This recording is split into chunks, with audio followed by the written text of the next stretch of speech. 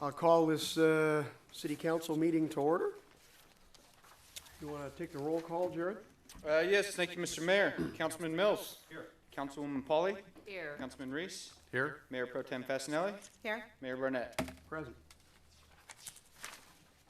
Okay, well, we've got anybody out there feel patriotic would like to volunteer to lead the pledge today?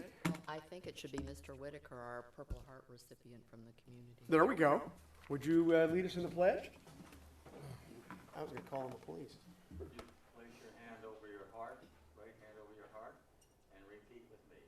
I pledge allegiance to the flag of the United States of America and to the republic for which it stands, one nation, under God, indivisible, with liberty and justice for all. Thank you for that. Okay, who have we got from the Villa Park Community Services Foundation to give us an update? Anyone? No, that being the case, then I'm going to look to our councilman here at the end and see if The main issue coming up is, of course, the picnic on May 25th. And it should be a great event for all, and there's a plethora of activities planned already. There's a band, there's lots of games, prizes, etc. And it's looking pretty good. So it's just a little bit over a month away, actually 6 weeks away now, I think, or 5 weeks away, on the 25th of May. any other activities that we need to know about. Is that pretty much it? That's pretty much it. Okay. Well, that said, how about the fire authority? Chief, can we get a fire authority report? Good evening, Mr. Mayor, council members, city staff, and residents. My name is Ron Roberts. I'm one of your Battalion 3 chiefs assigned to the city of Villa Park. Since our last meeting, the activity taking place with your firefighters in the city has been fairly routine. As you would imagine, most of our calls for service have been medical in nature. Of note, I would mention that I'm sure you're all aware that we did respond to the traffic collision on Villa Park Road, which unfortunately did not turn out as we all would have hoped. And also, this last week, your firefighters assisted the city of Orange with a large woodpile fire, bordering the city, close, but luckily was not in the city. So that concludes my report. Be happy to answer any questions. Thank you very much. Council have any questions? Nope, I don't either, so thank you very much. Appreciate the report. Okay, Lieutenant Gunzel, can you bring us up to speed on the crime scene? Thank you, Mayor, City Council. Before I go over the numbers, I'd like to introduce your new captain, Captain Jim Rudy. As I told you last meeting that Mark Long had decided to retire. Jim is a former deputy of Villa Park, so he's very familiar with our fine city here. He also worked North Patrol, and he also worked North Patrol as a captain. So, very familiar with our detail. Excited to have him. Anything you want to say? You just want to... Glad to be here. I'm glad to be here. Yeah, Nice homecoming. Things have sort of changed at City Hall, but it's good to be back at home. Pleasure to have you back, and we look forward to it. Okay, for the Part 1 crimes for the month of March, we have, same as last month, we had 5 Part 1 crimes, all the petty thefts.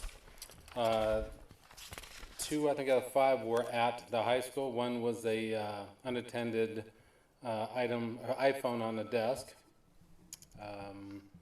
We also had 2 thefts from the shopping center. 1 was someone shoplifted some liquor, and someone took some Crest teeth whiteners and razors from the pharmacy. So no big crime trends going on here, okay? As the chief said, we did have a fatal traffic collision out on Villa Park Road a couple weeks ago. That is on our MART team, our major accident reconstruction team, conducted that investigation, or I should say are conducting that investigation. Sole occupant of the car, and so far we don't have any details on what caused the crash. Doesn't appear that speed was a factor, but when we get the reports back, I'll let you know on that. Quarterly response times, as I said, I'll report on the Part 1 or the Priority 1 response times every quarter. Good news for Villa Park, the month of January we had no Code 3 responses, no Priority 1 calls.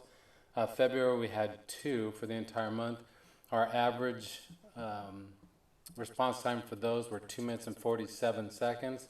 So I described 5 minutes as the department's goal. And then also March, there were no priority 1 responses. So very quiet time here. Any questions for me? Not questions, but I'd like to make a comment. I know that council has been harping on our city manager to up the ante with regard to communicating with us, especially on things of the nature, that occurred on Villa Park Road, so that we're aware of it. And there has been a marked improvement in that communication, and you're part of that, an important part of that link. And I just wanted to personally thank you for ensuring that our city manager is up to speed on things as quickly as possible, so that none of us are broadsided when we go out into the community. Yes. And just realize that some of the information can't be shared because it's We understand that, but just to be aware of it, because people do want to know when Villa Park Road is shut down, why it's shut down, and we like to be able to provide that answer to them. 3 o'clock in the morning it was done, so. People are out there, and, we have runners, and they are out running Right, at I 3 in the know. morning before they go to work, so. Okay, thank you. Thank you, Lieutenant Gunzel.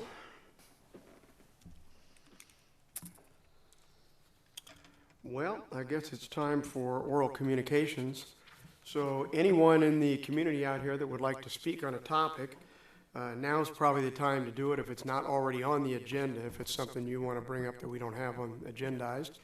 You're welcome to come forward, approach the podium there, announce your name and address, and I think we give you, what are we doing, Jared, 3 minutes? Is that the kind of the rule of thumb?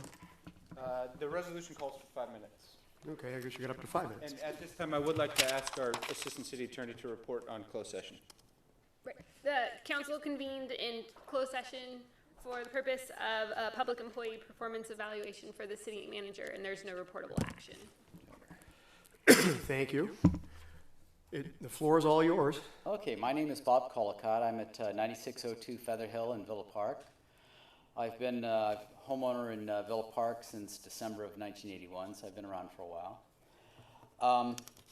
I'm sure all of you would agree that a city council's fundamental responsibility is to protect the safety and well-being of the community, provide fire and police, correct hazards to public safety, ensure that emergency services, including police, fire, and paramedics, can access our neighborhoods without delay.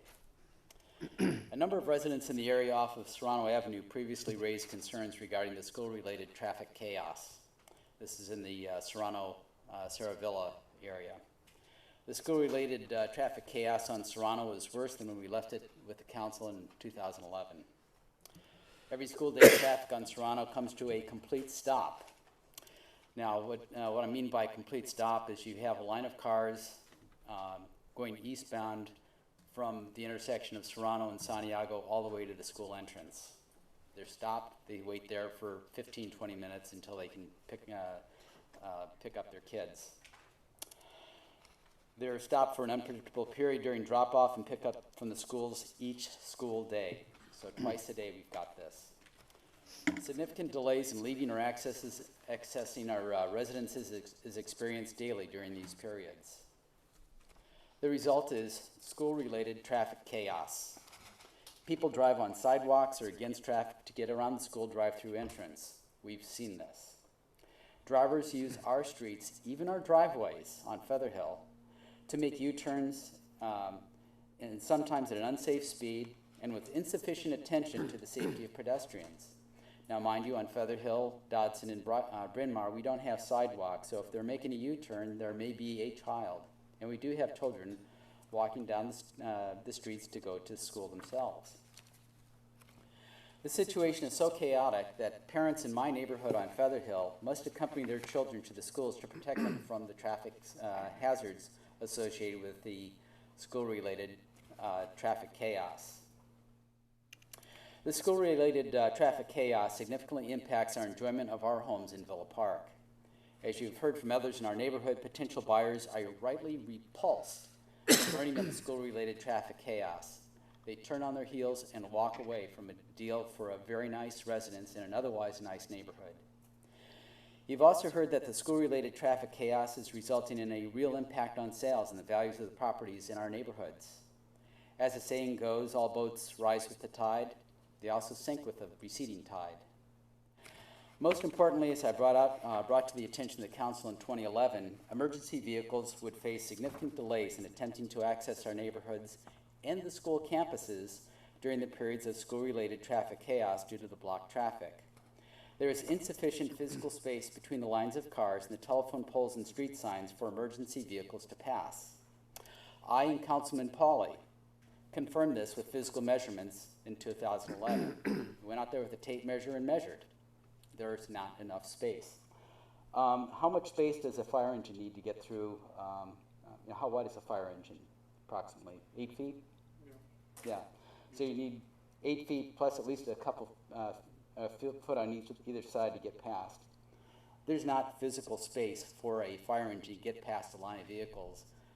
And even if they tore down the telephone poles and tore down all the street signs, the fire engine would have to drive down the sidewalks to get to our neighborhoods. So what is the city council going to do to correct this known public safety hazard? Again, we brought this up to the council 3 years ago.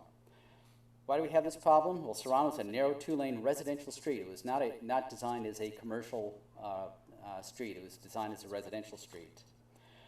The Orange Unified School District has closed other school campuses and overloaded Serrano and Saravilla beyond their design capacity. Due to the large size of the school service areas and the school-related traffic chaos around the campuses, many parents, most of whom are not residents at Villa Park, have no choice but to drive their children to the schools. Despite having an abundance of property at both the Serrano and Saravilla campuses and money from the sale or lease of the closed campuses, the Orange Unified School District has irresponsibly failed to provide for the resulting dramatic increase in traffic impacting our neighborhood, of which they are well aware. Instead, they have allowed this school-related traffic chaos to impact the surrounding neighborhoods. The Orange Unified School District can only be characterized as a bad neighbor. Neither the Orange Unified School District nor the city is monitoring the situation or attempting to clear the traffic. I'll just have a couple more moments. A council member has suggested we petition for parking by permit, and we are working on that.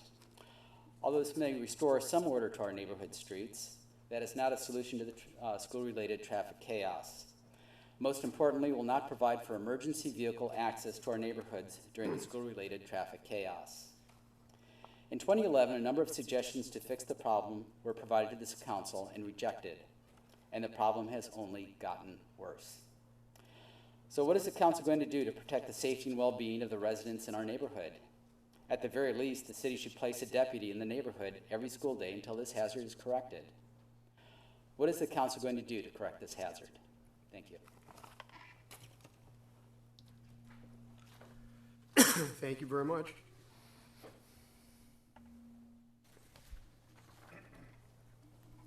Good evening. My name is Mary Beth Felsen. I live at 9622 Feather Hill Drive in Villa Park.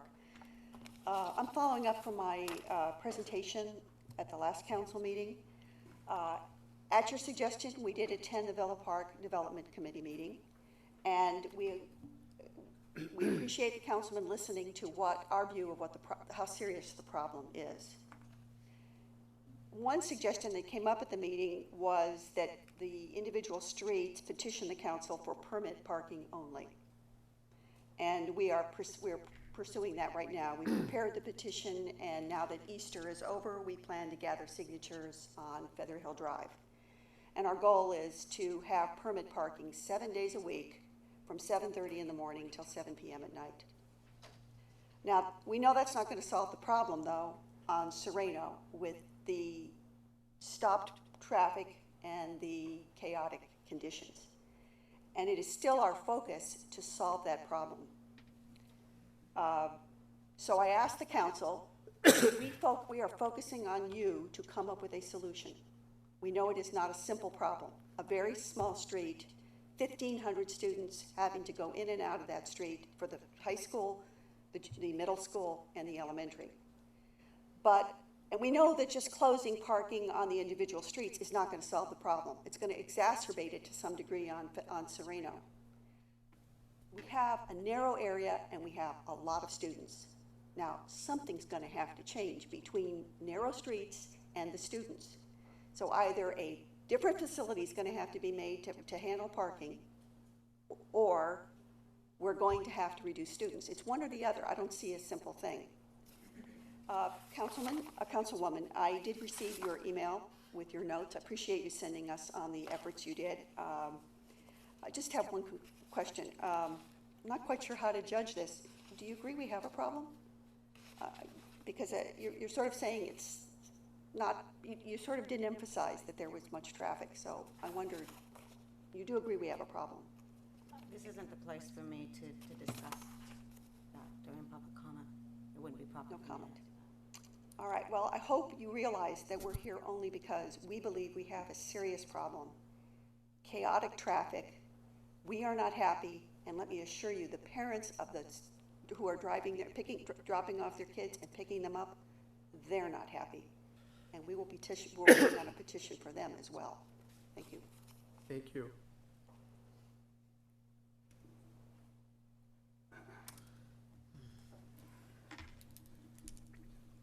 Good evening. My name is Dan Triber, and I live on the corner of Dodson and Serrano Avenue, right across from Saravilla.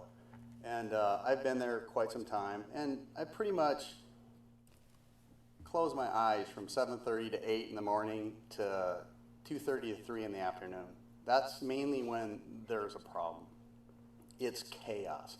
It's gotten worse, and I just want to just put it on the record that I witness close calls almost every day with people pulling in there. They're late to drop off their kids from 7:45 to 8 o'clock.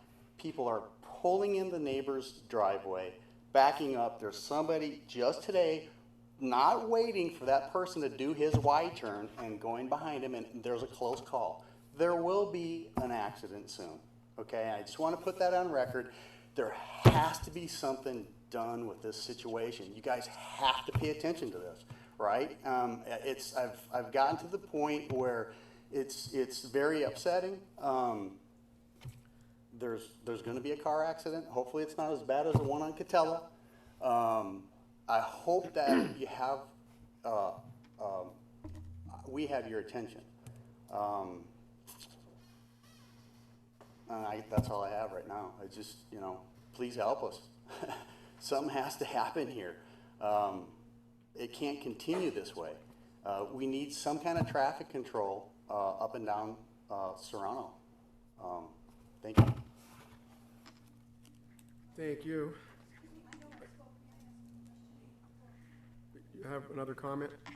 Yeah, go ahead. A major concern we have is with access to emergency vehicles. I have two family members who need that, unfortunately, frequently. I wonder, they have drills, do they not, where they drive through the city and they make sure they have access? I wonder if it would be possible to do an unscheduled drill through Serrano when the traffic is bad and see how people respond. I don't blame anybody. I don't blame the parents. I don't blame the schools. It's a situation we're in. But I know parents are responding to a drive-through thought. Other parents are parking on the streets, and it's not working out. And it would ensure us, if we could do a test at some unscheduled date, right at bloody 2:30, and see what happens when they go try to get through the street. I suspect we know what would probably happen. It would probably be a big traffic jam. So Unfortunately, yes. make it even worse, and they'd have to go out in the field or whatever. But Every all minute right, counts. I'm just sorry, so you but know, every minute we're- counts we're, for my we're family. well aware that there's a major inconvenience problem there during those times. I just have to suggest, first of all, we can't deal with it here because it's not an agendized item. But, you're going to need to come up with some objective suggestions, I think, because I got to tell you, there's the old saying that nothing's certain in life except death and taxes. I'm sure we've all heard that.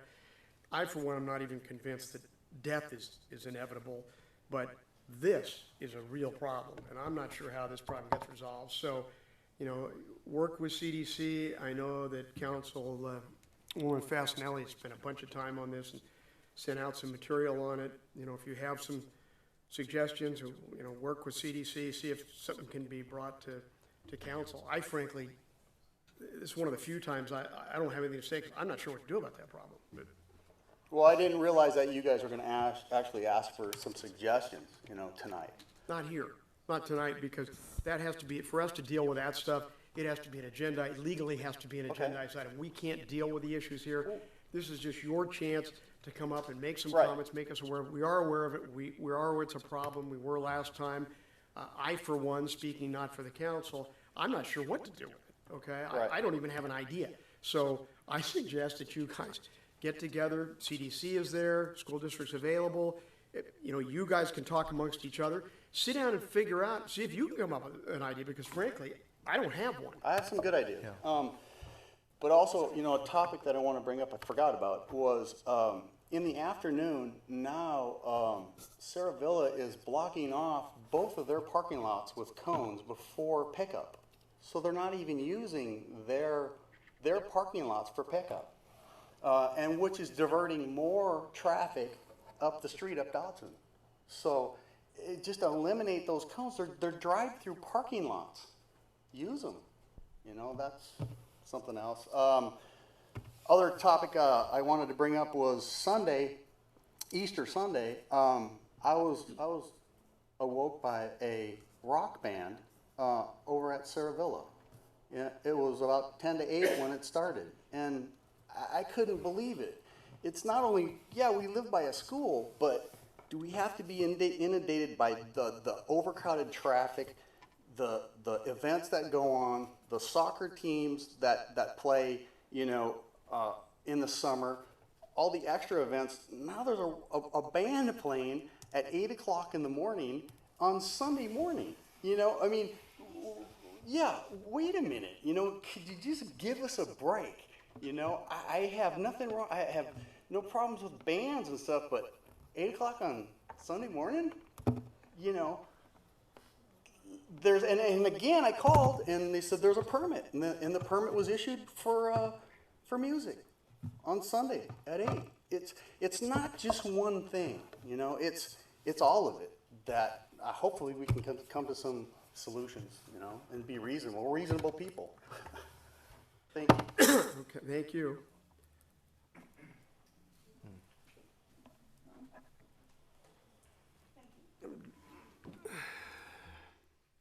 Well, I think if you can confront the office with some of these issues, I can't comment on the permits. And if you can confront the office and start with there and work this up where you can get something to council that we can agendize, we'd be happy to look at it. So, with anyone else has any issues on another matter, or okay? If you haven't spoken on, you want to address this issue, that's fine. You certainly have a right to do it. Hi, I'm Lori Triber at 9682 Dotson in Villa Park. I have a comment, more of a question, but when my husband was speaking, you're saying that for us to come up with some kind of a solution, but we're not, I'm not sure what you're looking for with that. I mean, we've come up with what we think is a solution, which is to permit us so that it's residents only, which is going to force the problem to the other streets, and then those people can come in and they can permit it until we've permitted the entire city of Villa Park, and there's absolutely no parking, which then will put it onto the school districts to come up with their parking solution. So we're coming up with stuff like that, but I don't know that that's what you're talking about as far as a solution. But I'm not an engineer that can come up with, how to redesign streets. I'm not with an EPA to figure out what happens with overcrowding in the cities. Like, I know this happens in overpopulated areas, but they bring in a specialized team. I don't know as residents what we can do or bring to you other than we're looking at what can we ask you to do that doesn't require the cooperation or, let's say, the voting of anybody outside of the city to try to force this problem into where really it's the school's problem. I know it's in our city, but it is their schools. I don't think that I would get away with doing this. If I were to have a business that, let's say, and I've overcrowded my business and I'm impacting residential area, I do think there's laws against this. I just am not an attorney or, an engineer. So when you want solutions from us, our solution is force the problem to where we feel it should be. But as far as coming in here with close this off, or put a traffic light here, or, you know, we don't know how to do that. And then the other thing is, my concern was the crime, and I'm back to that again, but I wanted to just clarify, I never said ever or implied that the sheriff, our sheriffs, weren't doing enough as far as ticketing and violations on traffic control. That's not what I said. What I said was, I don't want to utilize these sheriffs that are trained. I would rather see these guys protecting us from serious crimes, not standing and doing traffic control, is what I was trying to say about our sheriff. They do a great job. I don't want to call him or call them every time someone litters or has made a legal U-turn. I mean, it would be insane to call them. Or the permit issue when we did call. They have to say, well, you know, it's permitted, and it's wasting, to me, it's wasting their time. I'd rather see these guys, they're crime fighters to me, not the traffic people. So I just want to clarify, never ever criticize that they weren't doing enough as far as our traffic tagging, you know, or writing tickets. I'm saying that I personally don't feel comfortable to call the sheriff or 911 or just a regular number and say, hey, can you come here because look at this traffic. That's all I wanted to say about that. So I just don't know what we can bring that you need. That's what I'm trying to get at all along. And so that we can expedite something. I mean, we can write petitions all day long, and we can keep coming in here, we're saying the same thing over and over and over since 2007 for me. So I need something specifically, but like I said, we're not attorneys, we're not, you know, EPA people. We don't have solutions other than what can we do to force the problem into someone who has the means, who has the opportunity. They just don't want to spend the money, which I'm saying is the Orange Unified School District. It's their problem. It's their schools. So that was it, and I appreciate your time.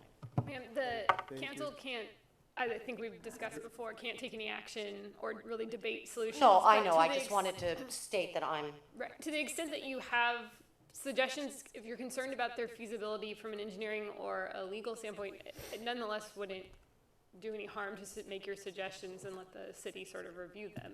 Okay, I have. So- All the things I've already said, I have. So I just wanted to clarify. Thank you. Any other speakers? Okay, appearing there are none. Item 2 is consideration of an ordinance here with regard to loitering and trespassing. Jared, have you got a report on that one? Yes, thank you, Mr. Mayor. This is ordinance number 2014-585, amending Article 5-11 of the Villa Park District Code pertaining to loitering and trespassing. Lately, we've experienced a rise in calls from our town center merchants of kids just hanging out, skateboarding, littering, throwing trash everywhere, and they asked what we can do with it. Our SRO school deputy, Melanie Cooper, has been out there to address the issue, and she noticed that our loitering ordinance is rather outdated. It currently has time restrictions from 11 p.m. to 5 a.m. Well, the kids aren't out here from 11 to 5 a.m. They're out here at 2 and 3 when school lets out. So my suggestion, based off the city attorney's advice, is to just remove the time restrictions, and that's what this ordinance does, among other things. So now, rather than the time limits, it's verbal notification from the property owner, from a town center merchant, or from supervised adult with permission to remove the kids from the property. CDC met on April 7th and recommends the approval of this ordinance. Second reading will come before you next month, and it would go into effect 30 days after. I spoke to Denny Blanchard, the property manager, and he called me Monday asking what we can do about this, and he's in favor of this ordinance. Good. With that, we're available for any questions. Any council have any questions? Yes, well, you answered one of them, obviously, was whether or not you talked to the property owners, so thank you for that. You said among other things, aside from just removing the time restriction on the no loitering, what were the other things? Of Trespassing, we never had a trespassing ordinance. It was just loitering in the town center. This just strengthens it. It addresses the form of notification. Before, we never had that, where here it says, it can be the owner, the lessee, or a person in charge of the premises, and verbal communication is considered a form of a notification. Okay. Sitting or lying in a public way. This would be your driveways in and out of the town center to address picketing if there was ever the case. Just lots of tidbits in here, but the most important one would be 511.3 with private property, this town center being private property, and then 511.4 is trespasser refusal to leave. That would be our new loitering ordinance, which is verbal notification. Okay, very good. Okay, good. And then the posting of signage would be the property owner's responsibility? That would not be something that we would do if they wanted to put signage up on their private property saying, Absolutely. Yeah, it's saying no trespassing pursuant to, I just cite the same article, 511. It's likely already signed 5-11. It doesn't specifically reference the code section, just the code in general. But they can modernize or even add more signs. but Yes. that would be my real question is, that's the private Property property owners. owner's responsibility, not ours.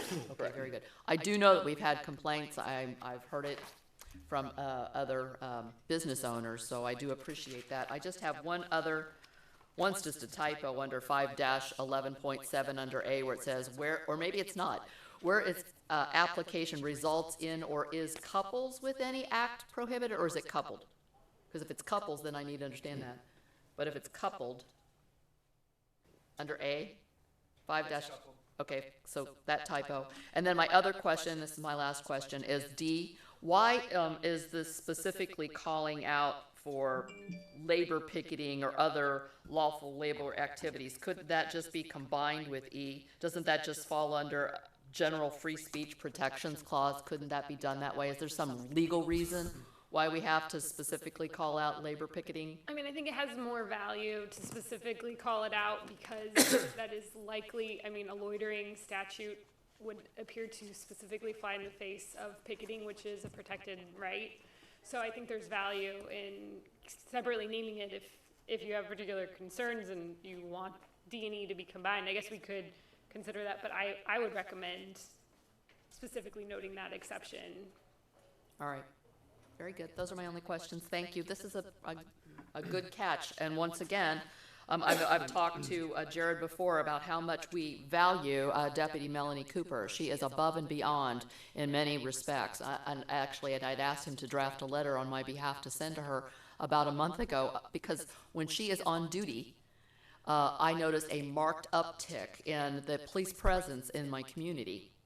And then she brings things like this forward, solutions to the problems that she's seeing that she can't deal with the residents' complaints, and they're valid complaints, and she brings these things forward. So she is one special cookie. Anyway, that's it. Good solutions. Any other council members have questions? How about members of the public? Any member of the public like to address the issue? No? Okay, well, I have a comment then.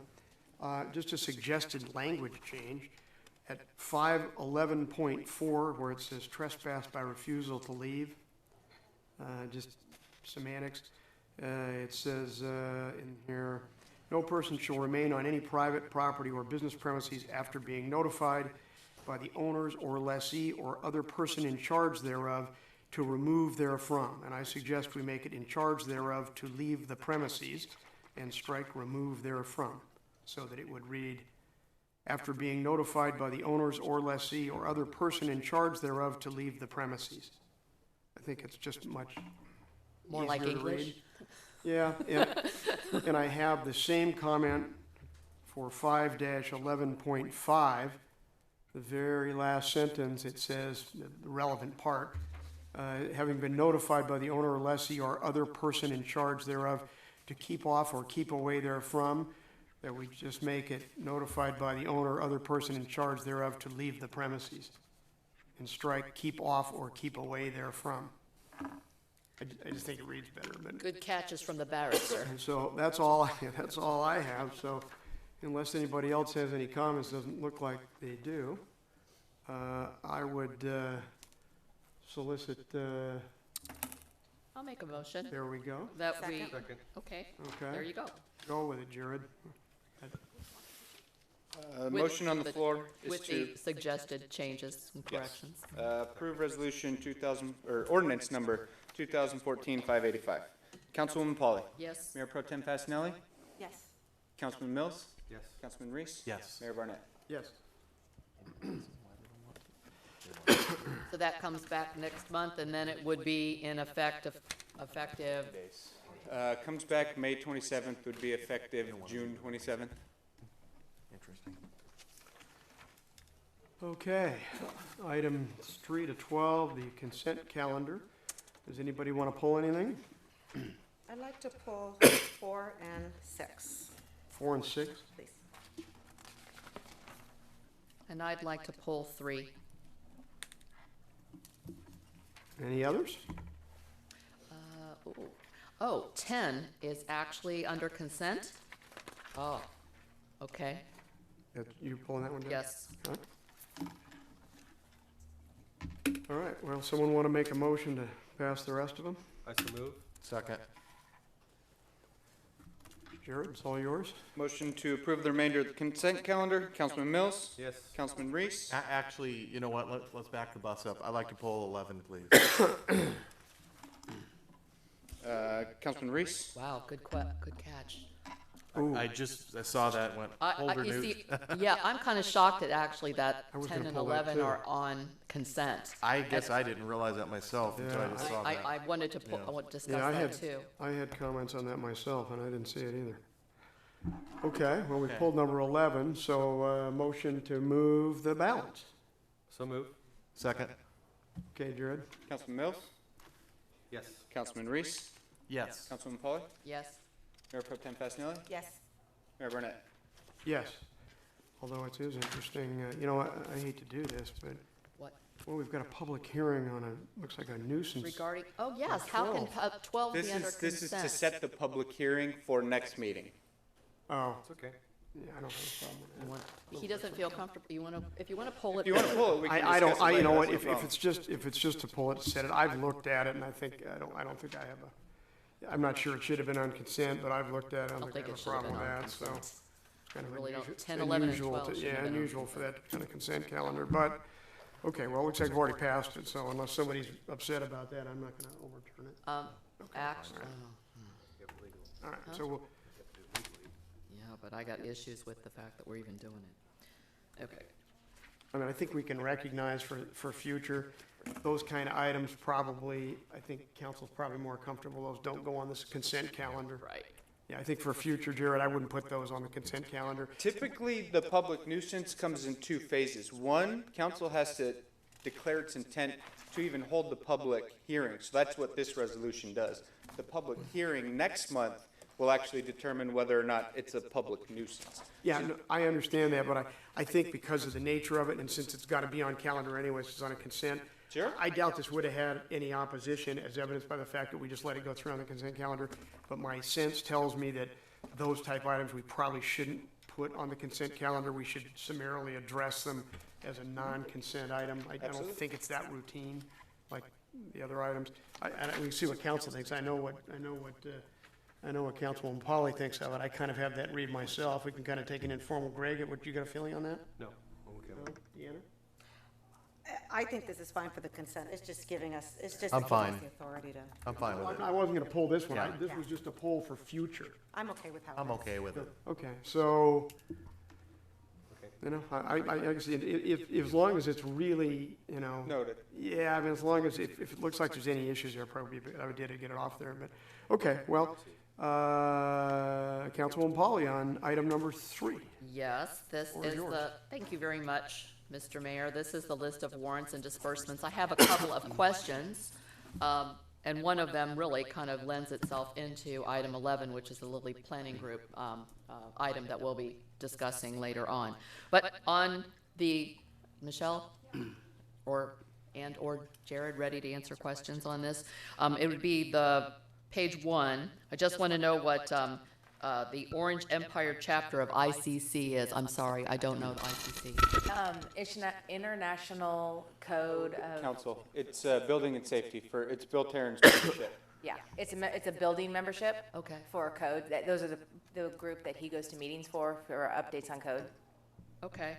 Okay, very good. I just wanted to know what it was. I don't remember having seen it before. And then I'm turning to page 1 for the April 4th, the week of April 4th run.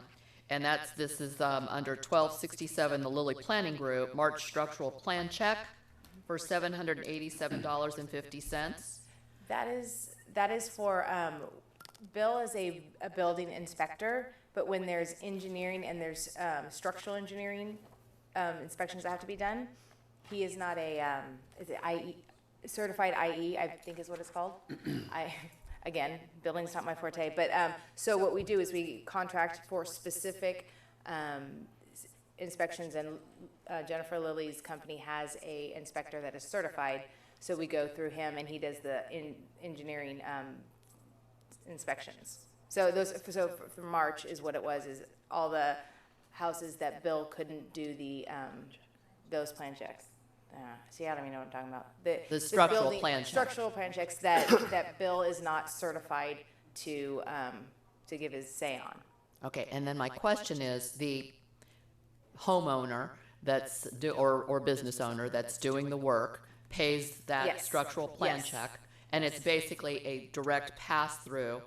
Right, that's part of their fee, is when they come up and give a permit, he'll say, okay, oh, this one's got a structural engineer, okay, we gotta build time into that. Basic time for that is, an hour, 2 hours or whatnot, and then, I track that. So for every hour that Lilly Planning Group submits on a certain property, I reconcile it back to what we collected to make sure that we are offsetting it. And it's not necessarily Ms. Lilly who's doing No, this. it's not her at all. Okay, so it's Yeah. She's not certified either, I don't think. Beyond and separate from the contract that we are going to be. Absolutely. And there are things that happen. I know with Chase Bank, I hate to even bring the word up, but you were doing quite a bit of work with that was above and beyond and in addition to your usual time here, which is about 12 hours a week. Okay. I just wanted to be sure. I wanted to be sure that I understood where that was coming from. And then my last comment, just to say it, good job to the Public Works boys on going out and turning the water sprinklers off. I have to say it because if they don't do it, I will yell at them. But the water's really high when we've had rain, so I wanted to go ahead and say that. And unless anyone else has any questions or comments, I'll move the item. I have a comment here, just if you could remind me how this works. Who signs these checks? Who sees this? So invoices are received to the city, and Bethany first codes those invoices to the line item in the budget. They then go to Michelle for a second set of review, and she enters them and actually cuts the checks. And then the checks will go to either myself or a member of the Budget and Finance Committee, and typically it's Mayor Barnett. And it just depends who gets to him first. Okay. He'll come in and do the initial review, and then, I'll follow up, or I'll sign them first, and then he'll review them last. Okay. There's always 2 signatures on any check over 4,000, and there's 2 signatures on the check run. So both of them have reviewed it and they sign off. Then they go back to Michelle, and she'll mail them out. Okay, so the majority of the checks, are you signing the majority of the checks? I don't sign the majority of them, but I believe I see an You see 'em? initial off on the documentation with regard to all of them. And I have to add that, I don't know how, I've just been doing this for a year or more, and I've only found one minor little insignificant discrepancy in the whole time I've been doing it. Yeah, I'm not questioning any of it, just going through the process to make sure that we understand who's actually Yeah, reviewing. I see them all. I initial the documents and then I initial and check off each item on a checklist, and then I sign off on the list. Great. So it's pretty well covered. Thank you. Anybody want to, anything else, or is somebody going to second Councilwoman Polly's motion? Okay, fire away, Jared. Councilwoman Pauly. Yes. Councilman Mills? Yes. Councilman Reese? Yes. Mayor Pro Tem Fasenelli? Yes. Mayor Barnett? Yes. Okay, now we have Item number Councilwoman 4. Fasenelli on item number 4, the treasurer's report for March. Michelle, I have a question here, and I don't know if it's a timing issue or not, but when I'm looking at your first page and you get to the bottom and you see your balance, which is $2,916,000, and then if you turn over, We got 2,914,000. What's the difference? Because 2,300? right, it's not a timing difference, it's market value. What we record in our books, all what we're required to record is book value. Because we don't we don't chase, interest, and it's in line with the, government standards that we record investments at book value. At the end of the year, we are required to record them at market. So you will see over here that there's accrued interest in here. Right. So if you look at, let's just take the Federal National Mortgage Association notes, the 99,714. Did you see that one, the first government bond? Yes. Okay, the market value is 99,714, but the balance is 99,921. It's because there's accrued interest in there. But we don't record the accrued interest because we're not required to. So on the So cash the analysis, dollar- the the- interest is not included. Exactly, the accrued That's the interest. difference. Yeah. So every month, if you look at the very, very bottom, you'll see that small little number down there. That's Dennis, our city treasurer, and my check number for when he reconciles the bank statements to what I record in my GL. We make sure that that number ties, and that's the number that reported on the cash analysis, because that's the actual cash. That's underneath the 2014. Yeah. Right? Yeah. Thank you. Good catch. That's it. I appreciate it. I'll move it unless someone has a question. Anyone else have anything on that? No? That's cool. Second. A receive and file on this one. Okay, Jared, go ahead with the vote. Oh, it's a receive and file. All in favor? Oh, I see it. Okay, I'm sorry. All right, Councilwoman Fasenelli on item 6, the floor yours on that one. Yeah, on number 6. This is beyond me that we have agencies that are charging so much money and nobody can tell us why they're charging us, how they're calculating it, why we had a credit for 10 years, why we don't have a credit anymore, and what's it for? I don't understand. I looked at this and I saw the email that was sent to you, and quite frankly, I didn't know if I was reading English because I could not understand it. It wasn't cohesive at all. So, what I'd like here It is, is really bad.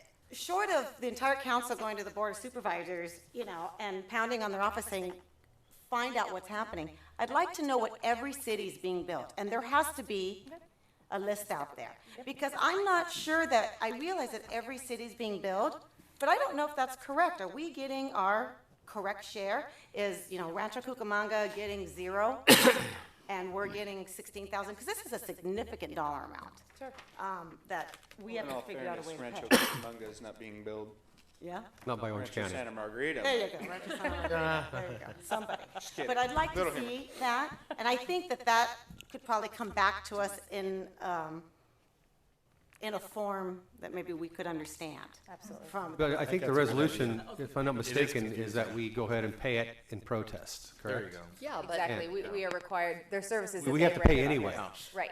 So we have no choice, but we can protest, and that can be retroactively taken care of down the road. But also, the Board of Supervisors did not approve the animal control any more budget, and this is basically a backlash against all the communities. And so that's what's going on here. I don't think that the service they provide us is worth anything much more than 4 figures. I mean, how much time do they spend here? Do we even know? Or is it just our overhead allotment? Is that what we're getting? It's our overhead allotment. We may have a couple animal pickups, every year.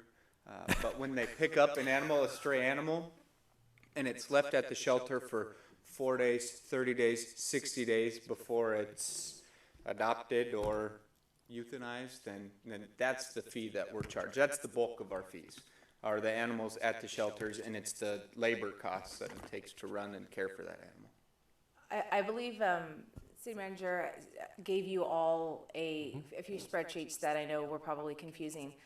What they do is they take their overhead costs and based on the shelter days. So if your animal's there, one animal's there for a week, that's 7 days. So that counts as 7 shelter days. And then another animal comes in for 4 days. So then now you have 11 days. So you get 11 days, and let's say in the month they had 50 animals and they stayed, for 10 days each, they get a calculation of how much it is per day, and then you get the percentage of the overhead expense. They calculate a percentage, and then that's your charge. So my question to OC Animal Care was, I'm concerned more that your budget for us, which is the notice of intent, which is probably what you were looking at, Yes. was, $1,000 more is okay, because I understand costs go up for a certain reason. They didn't, last year was the last year that they reconciled a lot of the delinquents that they had, so there was a big revenue source in last year. I get that, but the budget that we were given was only $1,000 more, which is okay. We've surpassed that after 2 quarters, and now we have 2 more quarters to go. So my question was like, how come we're so off on the budget? Well, we assumed this and we assumed that. I mean, it's poor budgeting. Or they're assuming a wrong zip code.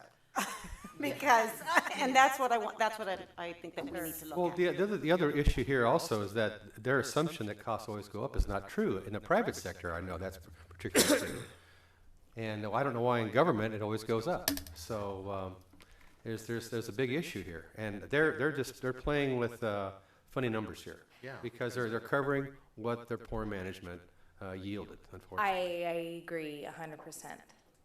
Okay, so we've got our finance person dealing with their finance person. And Jared, what kind of interface have you had with anyone to try to get down to the bottom of this? I've been emailing back and forth with the director, Ryan Drabeck. Maybe we are looking to set up a meeting. Unfortunately, I'm leaving on vacation, and we did not get to that until I left, so we're looking early part of May. Okay, and then I think, who attends the ACCOC meetings regularly or is sitting on one of the policy from our city?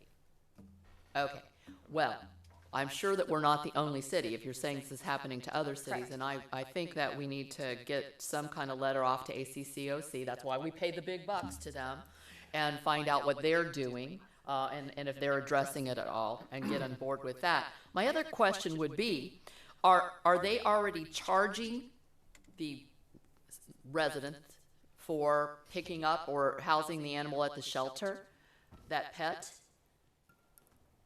Yeah, there should be an offset. It is an offset. When they come in, they pay for it. And that was part of my question is, Exactly. okay, if you are billing them, but that's the issue that they brought to the Board of Supervisors. They're saying these fees, based on our expenses, they don't cover. So they're charging them the fees that is approved by the supervisors, but the expenditures are up here. And the supervisor said, no, we're not doing a fee study. So good luck. And the expenditures are up here. And so they hope That by we- this we action put- we that pay- they're we going to foot get the all the bill. cities up Yeah. in arms. Yeah. Well, they need to be reeled in because this is my perspective. First of all, I have a dog, and I actually have kept, and I have had, this is my second dog since we've lived here. I have every single, this is how weird I am, dog license tax paperwork from when I first moved to Orange County, because I've never lived someplace where I had to pay a tax in order to have a dog. Okay, so I thought, isn't that something? And I've watched the tax go up and up and up. I have them all in chronological order. And I'm wondering, what am I paying for? Because my 4-pound Pomeranian has caused no one trouble, but I have to spend, $100 because I refuse to have him neutered since we may breed him. So what happens with that money that all of the residents pay, the tax that they're paying already? And then when I call because I have a problem or an issue with a coyote or you name it, I am running around in circles trying to get someone from animal control to be responsive to me, and I can't get it done. So there's more to it than just this funny monkey business. I really do feel like we need to take, that's why I've been keeping these dog license taxes, because I do intend to take it to the Board of Supervisors. I plan on taking my Pomeranian as a visual aid so they can see how dangerous he is. But, I really feel like we should go to ACCOC, send a letter off to Lacey Kelly and find out, have they got other cities complaining about this? What are they doing about it, if anything? and find out how we can work with them on that. And then, I guess I'll send an email out to my favorite supervisor. I'm not gonna tell you which one that is. But I think we do. I don't like paying, I actually don't like paying this money under duress, because that's how I feel like it is. They're charging us for something that they can't justify, and they're actually charging us twice as much as what they originally told us they were gonna charge us. That's how it sounds to me. Why, my direction, quite frankly, would be send them a letter back and say, no, we're not paying this. That's what I would do with my private home and my private money, wouldn't you?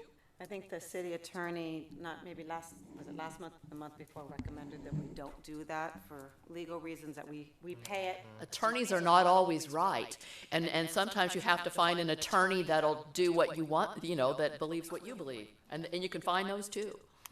And billable,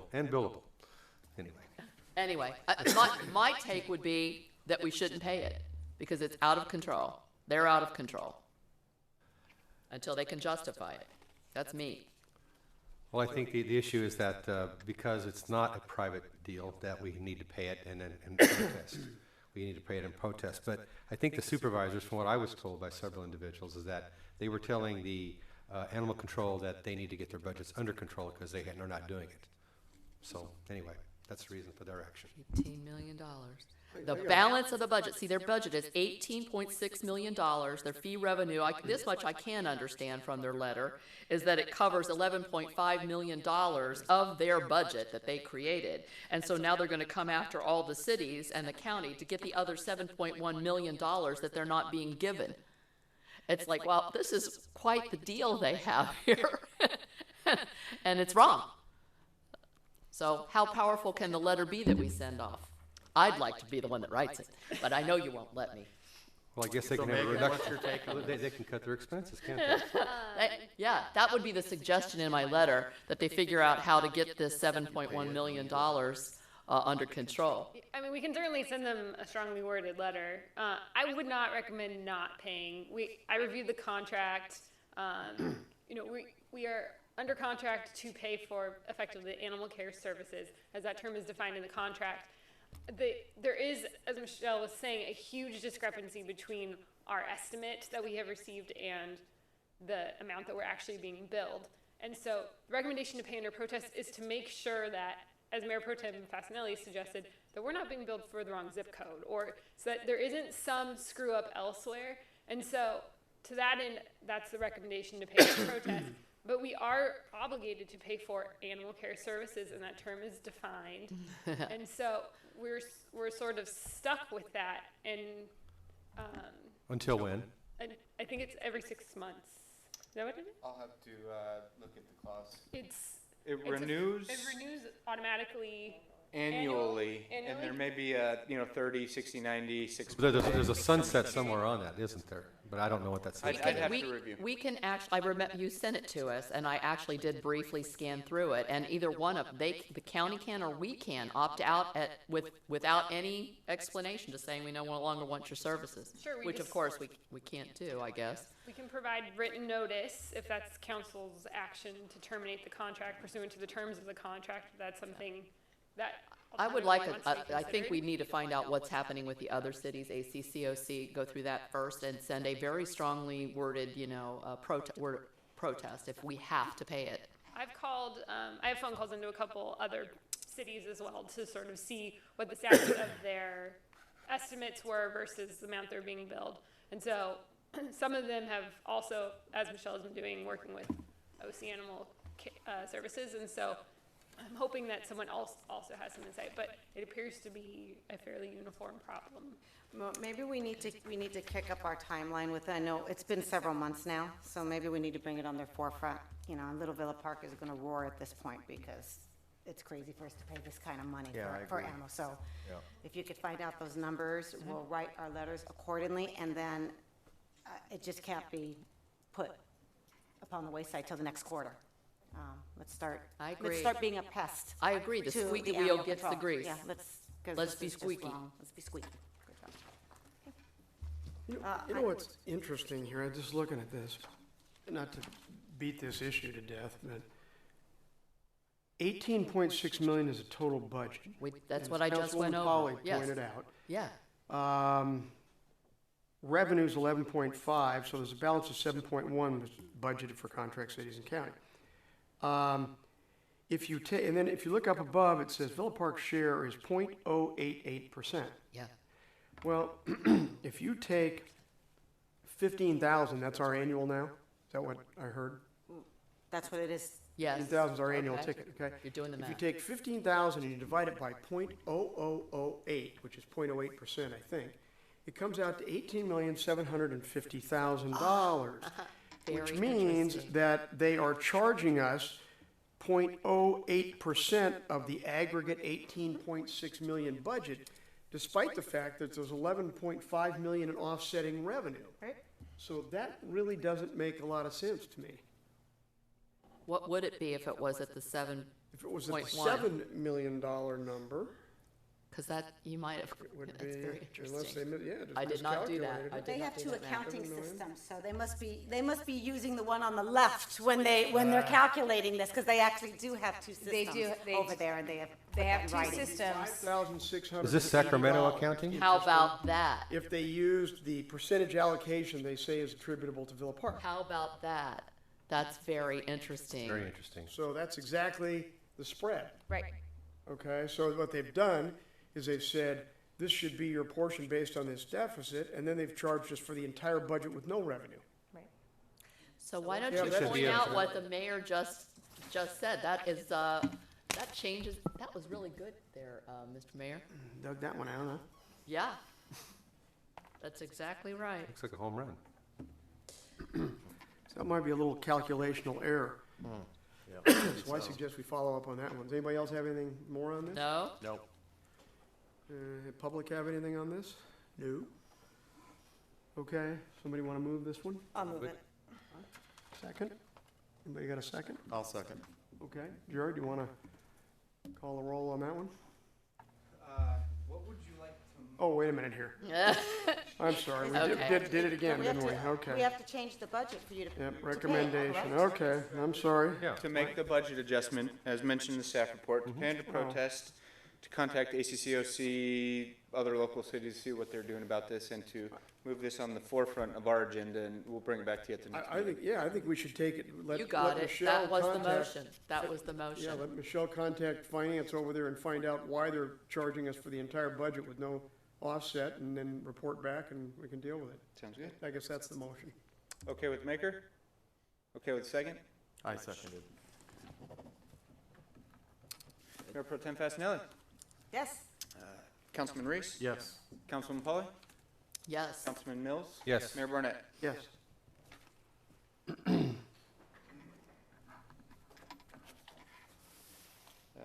Next Okay. item I have pulled is number 10, the Safe Route to School grant application. Yep, Councilwoman Polly has the floor on number 10. Right. I wanted to talk a little bit about this, mostly because, well, this seems like a pretty small thing that we're attacking here, and I'm really even wondering if, first of all, there's no guarantee that if we spend the $6,000 to put the grant application in, that we will actually get the money, get the grant. Is that accurate? That is. That's accurate. So we're gonna spend $6,000 to maybe get $138,000 to put up some flashing lights with speed signs, which eventually everybody ignores anyway, right? No. You think they actually pay No, attention to no, that? it's not just the signs. It doesn't just go to signs. It goes to, Right. it can go to, it goes to the school safety. The the roads. application before you is only for the 6 signs. That's what The it's for, reason we yes. chose, that I chose for the 6 signs at this time, is frankly, we could not design a project in order to meet the application deadline at the end of May. So the California wrapped all these various grants into one pile, which is now what they dubbed the ATP, the Active Transportation Project. Under this is what we're gonna apply for, a category, the Safe Route to School. Safe Route to Schools allows us to install these solar radar speed signs and to do some curb and gutter work. Our problem is we did not have any shelf-ready curb and gutter projects in order to apply to the state for, to get approved. So right now, we're gonna apply for these 6, and I believe Aquam attended a meeting, last week in October, November, near the end of this year. They're going to call around 2 for grant applications, and then at that time, we can apply for some curb and gutter work, or not curb and gutter, sidewalk, excuse me. When it came to excuse me, Deborah, when it came to Okay. CDC though, just to make sure that Okay. I understand where it came from, it was my understanding at that time that it was there. So it changed after CDC. It changed after CDC, and more information's become available as we're reviewing this. At first, there was a minimum request of 250,000. There is a minimum request for the ATP grant. For the Safe Route to School grant, there is not a minimum funding. So right now, we do not have to meet that minimum funding of 250, and we can go for 130. Okay. And one of the reasons also, the other grants requires a lot of outreach, and it has to be done and prepared before the grants application is, and requires the community to be involved, and also to get the signatures from the school district and from the various organizations. So really, since the project is not ready yet, we cannot gather all that requirements to get the grant applications ready before May 22nd. However, there is from their meetings that I attended, they're looking at having another call sometimes in November. And I think that time, it gives us enough time to start preparing for a bigger project that will be, such as widening sidewalks, provide better access to schools and things like that. Okay. So there'll be a second phase? It'll be phase second call. A second application? then. Second applications. Okay. Okay, so the reason I pulled this item was kind of to ferret out this kind of discussion. I had originally understood exactly what Safe Routes to School grant is all about. We've done this before, and we're able to change all the way down center where, parents used to have to walk their kids out into the street. We had some poles moved and signage moved and walk-arounds done, some ramps so that mothers could use the sidewalk safely and walk their kids to school. So we've had success with this program before. My concern is that we're spending $6,000 for something that is really not what we want. I think it would be wiser for us to take a step back and prepare for the November, going after the November grant, coupling that with this, and really using this as an opportunity to perhaps address some of the problems that we heard from the parents and residents over on Feather Hill, Dotson, and whatnot, to investigate whether or not any of this grant money. This is where we have our biggest concerns, and even those resident testimonies that we just received could be put into and written into this. The man who says he sees daily, near misses, things of this nature, and to really take the time, step back, put something well prepared and planned together, and instead of wasting the $6,000 that we might not even get the grant for, I think we'd have a better shot if we came with I hate to use the word shovel-ready, but a real shovel-ready plan of action that would solve a lot of our problems. So I think if you go for it now, and we maybe get it, it would actually lessen our chance of being the one they pick out of the hat in November. If we're strategic and intelligent about when we go for it, we have a better chance of getting it. So that's my take. I'd like to put this on the back burner and maybe add these signs in if people think we really need them with a request in November. But to actually direct staff and ask Akram to begin working in that direction right now, so that we're prepared for that. That's my take on it. I don't think we should spend the money on this, because I honestly don't think just flashing signs at one end of Villa Park Road and another, one end of what was it, Lemon and another, one end of Taft and another is really going to do anything to solve the problems that we have. But we actually lessen our chance of getting grant funding to truly solve some of the real problems that we have. That's my take on it. But I know that what you got before you was probably different at the CDC. That would be my recommendation, that we not go forward with this at this time. Akram, I thought when we had the CDC meeting regarding this, that the plans that you present aren't necessarily the final ones that actually occur? Does that mean, are these plans have to be to the letter when we, for these grants? You have to have a project, and the project has, the concept is done. Yes. And also the resident in that neighborhood have agreed upon that concept. Also similarly, the enforcement agency and the school districts is in approval of the concept and so on. And so it has to be a preliminary design at least completed. And if you have all the plans is done, then you get extra points for that. I see. So the environmental documentation also needs to be completed prior to the. So really, there's no way we could do this May 22nd anyway? No. Zero. We could probably put together for these little flashing lights. Yes, the flashing lights. But that's, to me, is like, why are we nickel and diming this thing when we really don't really want flashing lights? You know, just because somebody hangs money out there and says, hey, go for it, doesn't mean you should. Let's be strategic and intelligent about what we go for, because it costs us money to get that money.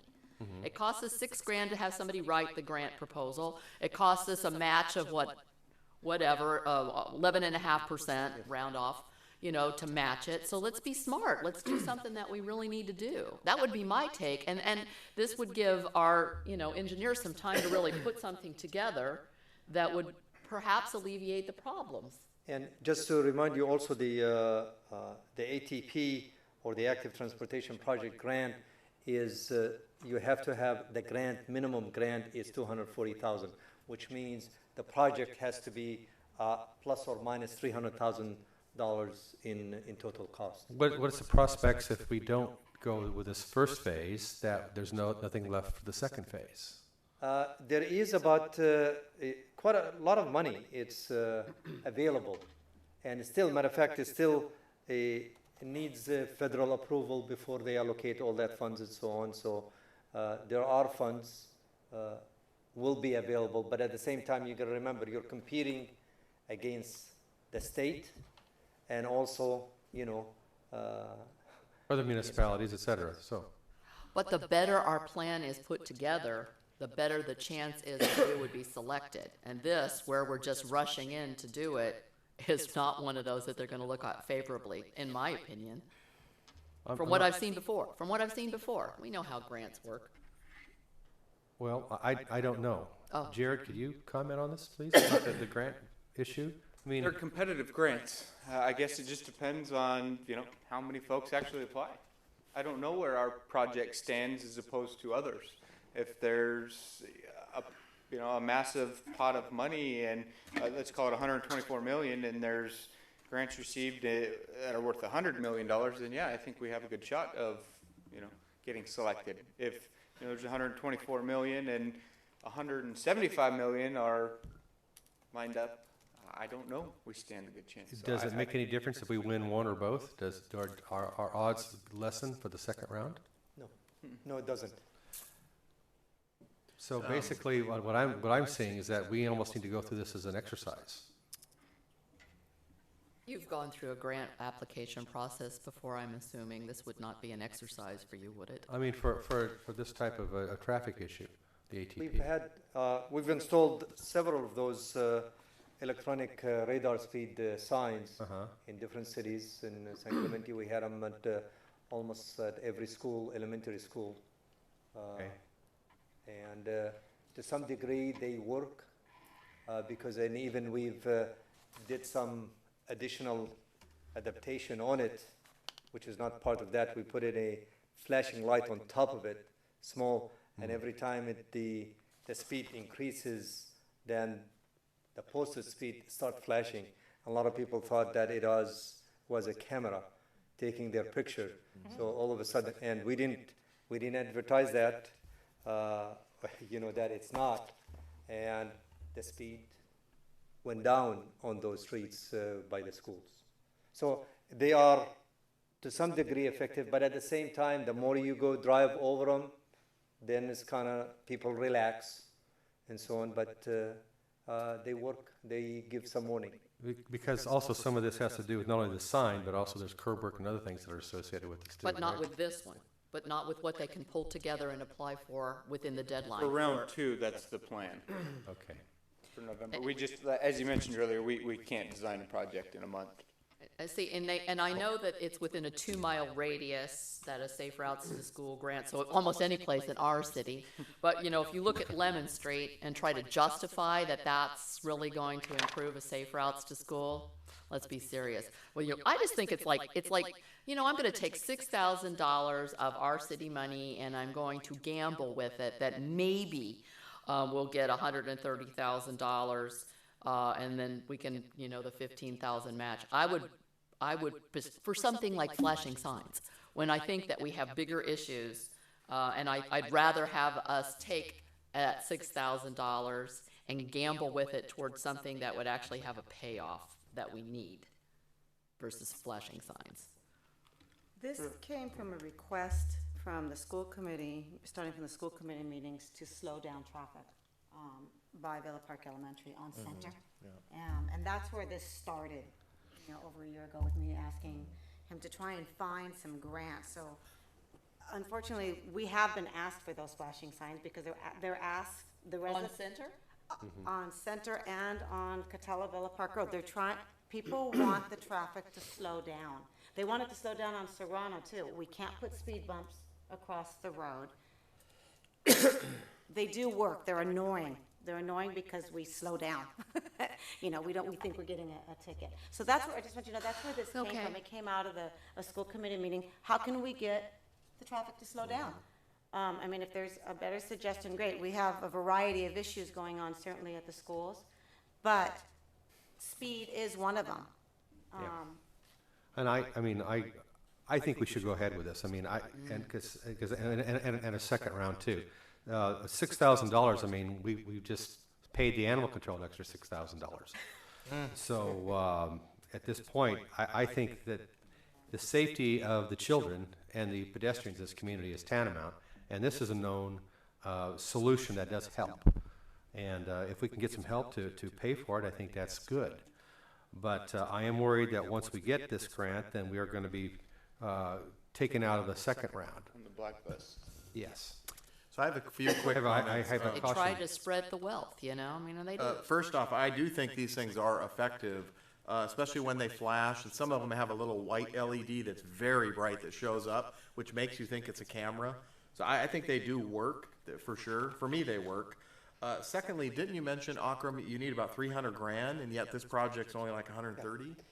The ATP, the Active Transportation Projects Fund, it's kind of like they separate, they dump all the different grants that they had, Safe Route to School and a few other grants in that program.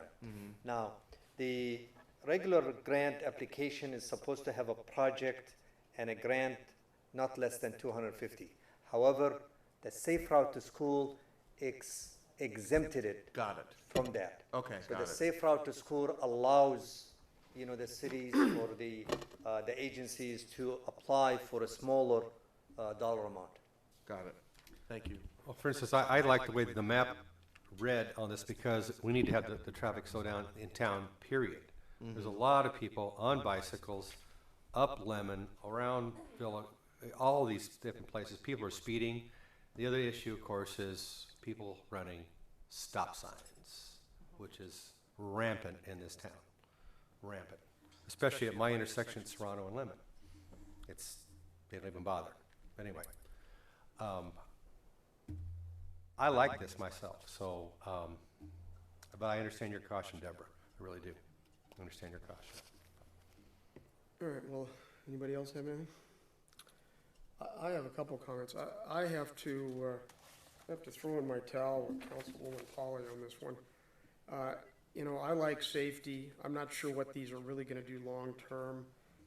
They're obnoxious. They're really obnoxious. They are ugly, they're obnoxious, and we're talking about putting a number of them in the middle of Villa Park, and frankly, absent somebody convincing me they're really gonna do a great job, I'm not real anxious to have a bunch of commercial steel solar-powered, flashing signs like they have on Santiago up there, they are really obnoxious. And I got people, constantly begging on me to get telephone wires down from Villa Park. This is not going to be well accepted, I don't think, and I am not aware that we've had any mass rash of speeding kids run over, et cetera. So I really have problems with it. I'm just not sure this is the way to go. And the other concern I have is this, every government agency that I've been involved with, the minute there's a grant or something available, they find a way to make an app and get the money. Really, whether you really need it or not, it's free money, and everybody goes to get it, us included. And frankly, I don't really think we need those. I think they'd be obnoxious. I think it'd cause I think there'd be a lot of complaining people with that many of those up. And I don't see any reason to soak the government for those funds just because there's a grant there. And I frankly object to the use of the word government.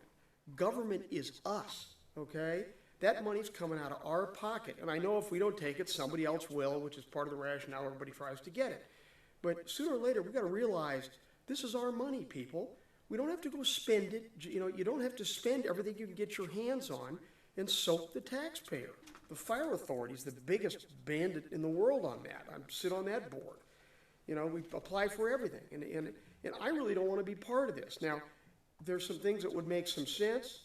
Fine, because you're right. It's probably going to get spent, and us changing it, it's probably not going to change. Somebody else is going to take it. On the one hand, I just assume not take it and at least be the first one to take the step to say, look, we're not going to spend it just because it's there, we don't need it. But the sidewalk issue, I'm sure there's sidewalk issues that probably make sense, even if it's smooth and sidewalks. I know we could use money for that. That is a safety and a beneficial item for the community. If the money's out there, I'm kind of inclined to take it too. The other thing that came to mind is on these signs, these speed signs, we already have some tentative work going on cameras for security at city entrances, et cetera. And as I was listening to this, I was thinking to myself, we could probably, for minimal additional costs on some of those cameras, we could probably put some sensors in there for speed, and without putting a big obnoxious sign up, we could highlight that, and we'd have a photo of it, and that might be enough to bring the camera system that we've been looking for funding for within the scope of this project and help bring us up to a level where we would qualify, and then we would get a project that we really want, and we're actually thinking about spending our own money on, and I wouldn't feel so guilty about. And if those could have sensors in them and mark the license plate or whatever with what's speeding, then unlike these signs where people get tired of them after a while and they ignore them, that one, at least if we've got a repeat offender and it pops up enough that the system's so automated, we'd know what it is. And I frankly don't really want to go out taking secret snapshots and sending tickets. But you know what? If it's persistent enough on the big offenders, we could send out some letters and say, hey, we've got pictures, you're speeding consistently on this. Would you please take it easy? This is not a ticket. This is just a notice that we've picked this up on camera and we'd like you to slow down. That might have an effect. So if you put all those issues together, we get the camera system, we increase it and join it with the sidewalk deal later, that might be something we can use. I wouldn't have to feel guilty just taking money because it's there. And I don't know that I want to put all those big flashing signs up all over Villa Park. I think a lot of people aren't going to be too happy about it, and I'm not sure we have enough justification to do that. In order to do what you're saying, you have to have big signs up that warn the public that if they run that light, if they're speeding, they get busted. No, I'm not talking about that. I'm just Plus, talking about. we can't put it on Villa Park Road. I'm just talking about, we're already looking at a security system with cameras. No, I understand. All I'm saying is a thought that came up here, is if we put on certain selected ones perhaps, we put a sensor whereby when it comes by, it just tags that for us and says, this is speeding. And if there's a persistent problem, at least we could confront somebody, maybe we just send them a letter. I'm not proposing we cite them. Just send them a letter that says, there's been a lot of, we've had a lot of instances of excessive speed with us. Would you please slow down? It's a school zone. We're just asking you to do this. Just a form letter that sends out and says, please knock it off. I mean, I'm not sure that But would. we're talking about a grant application right now, right? Right, and what I'm Can we just saying- like try to get back to what we're talking about? That's exactly what I'm talking about, Deborah. Okay, but I don't know that this would be a safe routes to school grant option. It doesn't sound That's like. the issue. Could we, that's what I'm saying, is it possible to But feather what you're this in? saying, is, I'm, you would, I'm against this one. okay, I got that part. So, okay, and you're for it. I want to move it along. Okay, this is what I would like, I'm gonna make a motion. Can I do that? Yeah. Okay, my motion is that we not go after the grant at this time, but direct staff to prepare for applying for the November release of grant funds. And even if we are rejected in November, we now have a well-thought-out plan that is on the shelf and is prepared to go after funding. That the focus should be squarely on alleviating and solving problems around the schools as to what was testified to by the residents in that area. That would be my motion. Specifically for that area, this, There's not even one in that area. When they're looking at putting together their plan, to go after safe routes to school grant funding, I think we should go where the biggest danger is in the city, and that's that area. So that would be, let them figure it out. They're the professionals in this area. I'm gonna make a counter motion, if you will. A motion to substitute amend that. motion? Motion to amend that. I would like to adopt Councilwoman Polly's regarding putting this off until the next grant period. Prepare for that, and I'd like staff to look into this and see just what we can accomplish in terms of a potentially viable grant. What may be viable, and keeping that camera idea in mind, but just see what's viable and see if we can't. You know prepare what? You to are move mixing forward. apples with oranges. Cameras and safe routes to schools are not the same thing. Cameras that keep an eye on Cameras traffic are aren't? cameras and Cameras monitoring those zones aren't? That's something that we can definitely look at. All right, so we can look Yeah, into let's- it. As an let's- eligible Fine, body. look, I'll let's take look that. at it. Let's- If I'm- that's I'm- how we end this conversation, then I I agree. move that we postpone this until the next grant period. In the interim, that staff evaluate this and see what would be appropriate to come back to us with another proposed grant for the latter period. All right, so you're amending I'll my. second that amendment, Rick. Wait, okay, he's amending my motion. I'm So, seconding his okay. amendment. He's adding to your motion from what I understood. Okay, and, yes. You can call it a replacement. To I evaluate the adopted a lot idea of for delay. And I'm future accepting surveillance that and- amendment. That'll be just fine. You have a Look- second for Deborah? I guess Brad did. Brad's effectively? Oh, I guess so, yes. So I had it. Deb Hey, made my- the original motion. Mayor Barnett added to it, and if it's okay with And the- I've accepted make that. it- Okay, so we'll have Deb as the second. We'll table the item until the second round of projects, and we'll take care of what we just I discussed. think I just simplified it, Frank. We'll vote. Yeah. I think I just simplified our motion and just said, I agree motion that on we the- on the defer it. table. Yes. Give us a proposal. He wants to vote on it. He expects us to vote, so he Oh, can we'll say take a no. roll call vote on this motion, absolutely. Yeah, just for the record, I agree there's an issue. I think these are effective. On the other hand, they're not the prettiest things in the world. I do agree with that. If there are other options that we could look into, maybe that's a better decision. That's the reason I'm saying, let's take a look at options. Well, let me just go ahead and say this. Just because we're not going for this at this time doesn't mean these flashing lights couldn't be a portion of what we're going for with the November plan. A Right. well-thought-out November plan. Agreed. Akram, how close are you to completion of all the plans for this?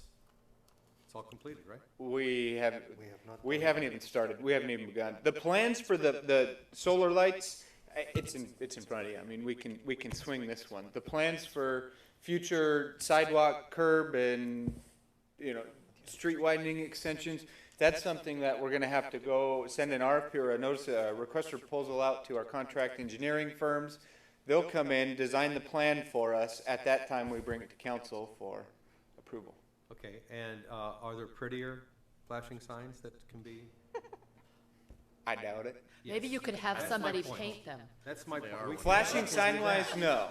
We could have them We painted can have with a vine flowers. growing contest. We whatever. can dress up the project with, What, I guess, curb and I gutter. want to be on record about this because I don't like that we're pulling back on this. This came through CDC. All right. We spent a lot of time on this. We spent a lot of time on a lot of issues, and why don't we just bring it all to the city council?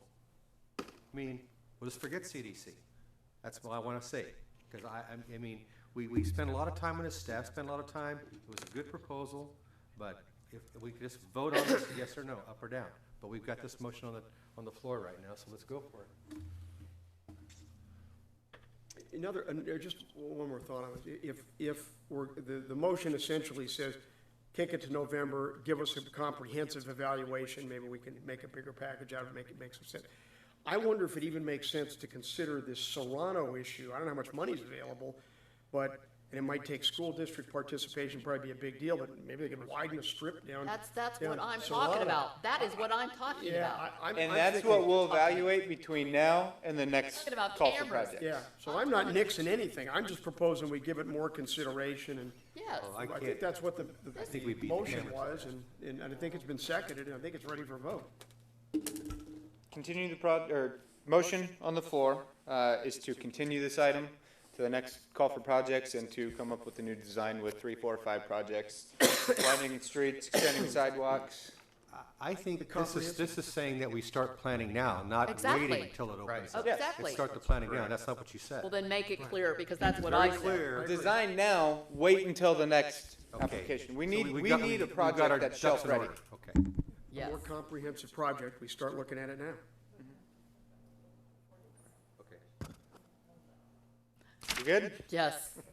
Mayor Barnett, Yes. Wait. Council- Oh, okay. Fine. Councilman Pauly, Yes. Councilman Mills, No. Councilman Reese, Yes. Mayor Pro Tem Fastenal. No. Motion carries.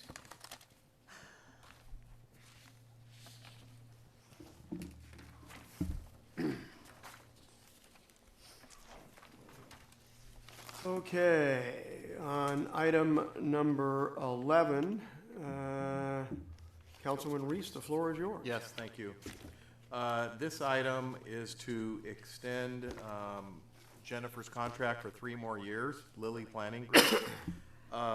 While Jennifer has done a wonderful job for us, no doubt about it, and I'm very happy she's here, I just got to ask, Jennifer's contract has been at $2,000 per month, and it's proposed to go up to $2,800 per month.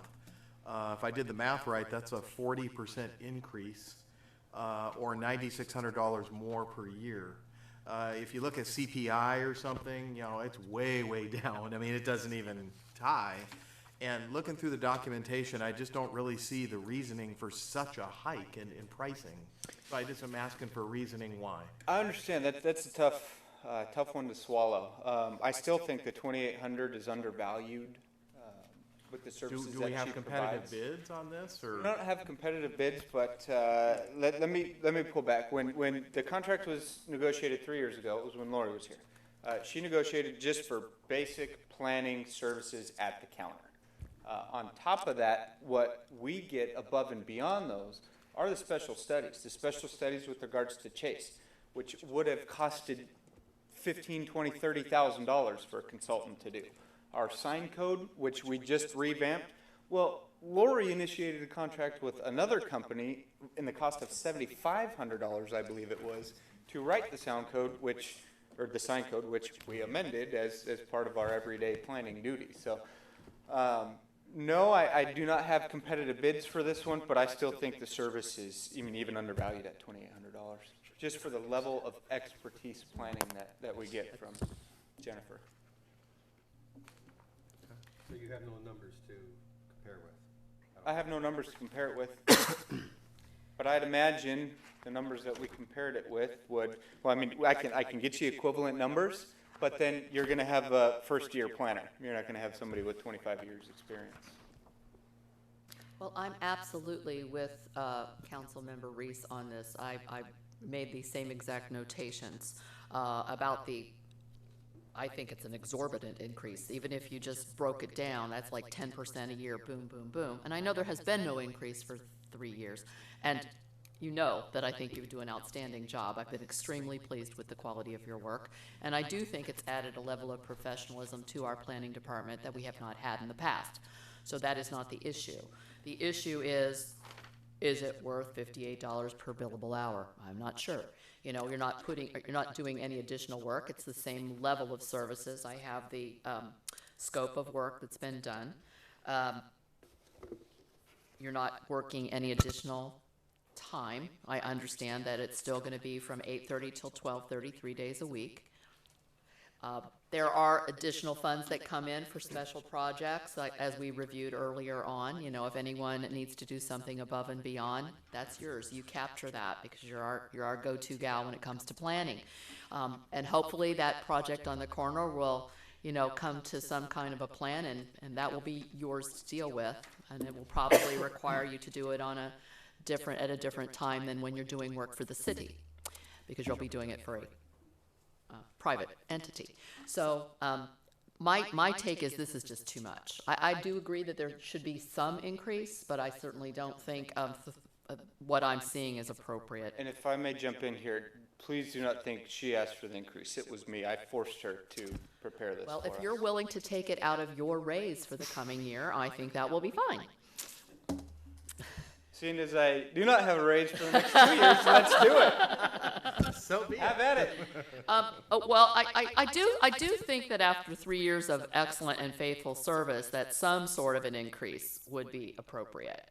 I just don't think something this exorbitant locked into place for the next 3 years is appropriate. So I think somebody should make a suggestion on something maybe half that.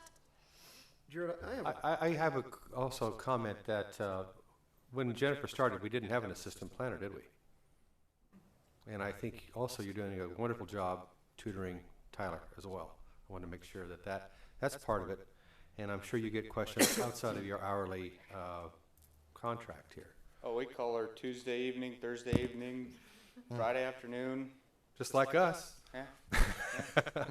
But I want to make sure I made that point, that the point that you've taken Tyler under your wing is an excellent additional unwritten scope of your work. That's very true. It's very true. Can I say anything? Mr. Mayor, members of the council, I appreciate Jared saying that he recommended the increase. It's always difficult to ask for more money. However, a couple of things just for your own benefit. Our firm does provide contract planning services throughout the county and in other counties as well. For a planning director, the average billing rate is about $140 an hour. So this, originally when we came in, it was supposed to be about 10 hours a week, $50 an hour was the retainer, which at the time was completely reasonable. When we originally negotiated with Lori, it was for my services for a year. And after a year, we would substitute in a planner with less experience. Because of the billing rate, it just didn't make a lot of sense for our company to absorb that over time. But I love you all, and I couldn't possibly leave. And I feel like the level of service that is expected in this community is above what you would get for the billing rate that you have budgeted for. So it's really my company's commitment, and my own, to be here. What I negotiated with Jared in this round was, in order to go forward with an increase, it would be to lock me in to that now new billable rate for the next 3 years. So not only is it an increase which wasn't occurring over the last 3 years, which is fine, but it also doesn't give you an increase in the next 3 years as well. Also, I said that I would stay here as long as you all will have me. So that's a little bit about just how the billable rates take out. In addition, we do provide a level of service beyond our normal office hours, being here at council meetings, which again, happy to do, and feel like it's our responsibility to be here for questions from the public or just other situations that come up, and additional work. If Ocram needs help on grants or other activities, code enforcement comes up, we are available to the public essentially 24/7, and the public avails us of that. And so, very happy to be here. Would love to continue to work with you, and whatever you deem appropriate tonight to negotiate with the city manager, we'll certainly work with you on. Jared, I have a question, because I'm not that familiar with the contract. How much of the services that are being discussed are included within this fee, and how much are separately billed? Because it seems like I sign a lot of checks for supplemental things, but I'm not real clear on it. The supplemental bills that you receive are the structural plan checks that are the pass-through for when a new home comes in. And, you know, Bill Taryn doesn't have the certificates required to sign off on it. A staff member in her agency does. So those are supplemental. Her retainer right now that she signed off on is the $2,000 a month. So that fee is fixed for everything except those structural reviews? Correct. Correct. But because she has this contract, all of that work goes to her firm. That would, maybe we might do something different with it. We might choose to do something different with it. And Malad. We have two Excuse me? firms. Another one as well? We have, several Did not realize contractors. It used to be Okay, sorry, didn't realize it. exclusively Nora Trek, and then we Yes. started piecing that apart. And mind you, that contract for planning, building, engineering was $500,000 to $600,000 a year. Yes, and we were being ripped off. Absolutely. So the current level of service that we receive from all of our consultants is above and beyond where we were, Here's the 5 years contract, ago. if you wanna see it. There's the Definitely. scope of, Yeah, big work improvements on that. there. Well, yeah, but I And don't to add on that, know if That's what you need to look at, is the page I gave you. Mr. Mayor, to add on that comment of additional services, part of it is she has her monthly retainer, but the hours that she's contracted for, the service is well above. And I'm saying that just as your financial advisor, the work that you're getting from Lily Planning, you're paying like $30 an hour for the amount of time that she's truly working.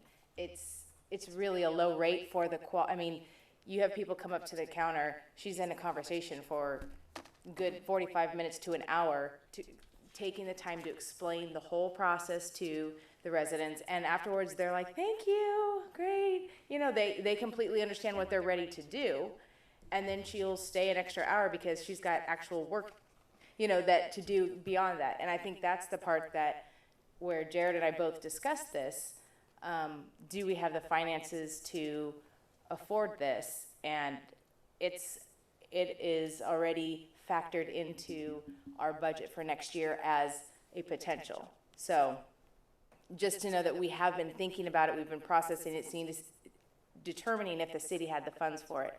And that is why we came up with the dollar amount. If that helps. If I can make a comment, in addition to what you have here, I see your hours here. I'm not sure if everyone else is aware. I mean, there are times that Greg and I have 3 CDC meetings a month, and Jennifer's in them. And the last CDC meeting, we had almost a 3-hour CDC meeting dealing with Serrano, and she was also in there at that time, which had nothing at all to do with the CUP, and it had nothing to do with buildings, but she was there, as well as the assistant planner was there too, as well as the city manager. So I think that there is a tremendous amount of time that I've seen her in this office doing things that have to do with the city, maybe not primarily exactly what she's supposed to be doing, planning, but we don't have anyone else. And I've seen her pick up work. If Jared's not there, or Jared's on the phone, and I come in and I need something, and she's the person that I need to go to, and she finds it. So that's the unwritten work that she does. And I see a lot of those hours in there. I don't see $2,800 as being a lot of money. I do understand the increase, but I think the amount of hours that I saw her put in this year with that Chase Bank, being at these meetings till 1 o'clock in the morning, the emails at all hours of the night, all hours of the day, I just think that we get that level of service. And she should get paid for the hours she worked, and if she doesn't get paid for that, then if she chose to cut down some, we'd have to accept that. Because, who are we gonna get to sit in a CDC meeting for 3 hours? We don't have another person to do that. And she does add value to it. Well, as the Councilman Mills pointed out, perhaps some of the things that are going to CDC shouldn't be going there in the first place, and that would lessen the amount of work that's done in committee. Maybe that is what needs to happen. Maybe there needs to be an adjustment in how work is conducted. I do remember when this originally started, that there was supposed to be a certain number of hours and then anything above that, and then it ended up being normal that it was above that. And so we just adjusted to that. And this is kind of how things grow. I mean, she's made herself pretty valuable to us. There's just no doubt about that. And that's by design. That's what a good contractor would do. If we went out probably and found a person to be here full-time, then we'd also be paying for benefits and retirement and all this other stuff as well. But they'd be here all day, 5 days a week. This is half day, 3 days a week. And of course, you're here tonight, which is why, since we're conducting a conversation about your future contract. So I don't know. I'm actually with Mayor Reese. I just feel like it's a huge jump. It's a huge jump. Let me step in if I can just do the little mediation thing. What would council think of $2,600, $2,600 a month? Would that be something? If Jennifer would be okay with that, I'd be fine with that. There's no question the value's there. I'm good with that. I'm just trying to. There is.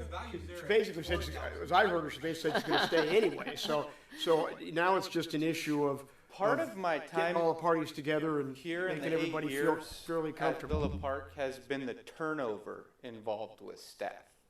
If you want to keep good people, you have to pay for good people, or else those good people will go to agencies who will pay them and will pay for their services.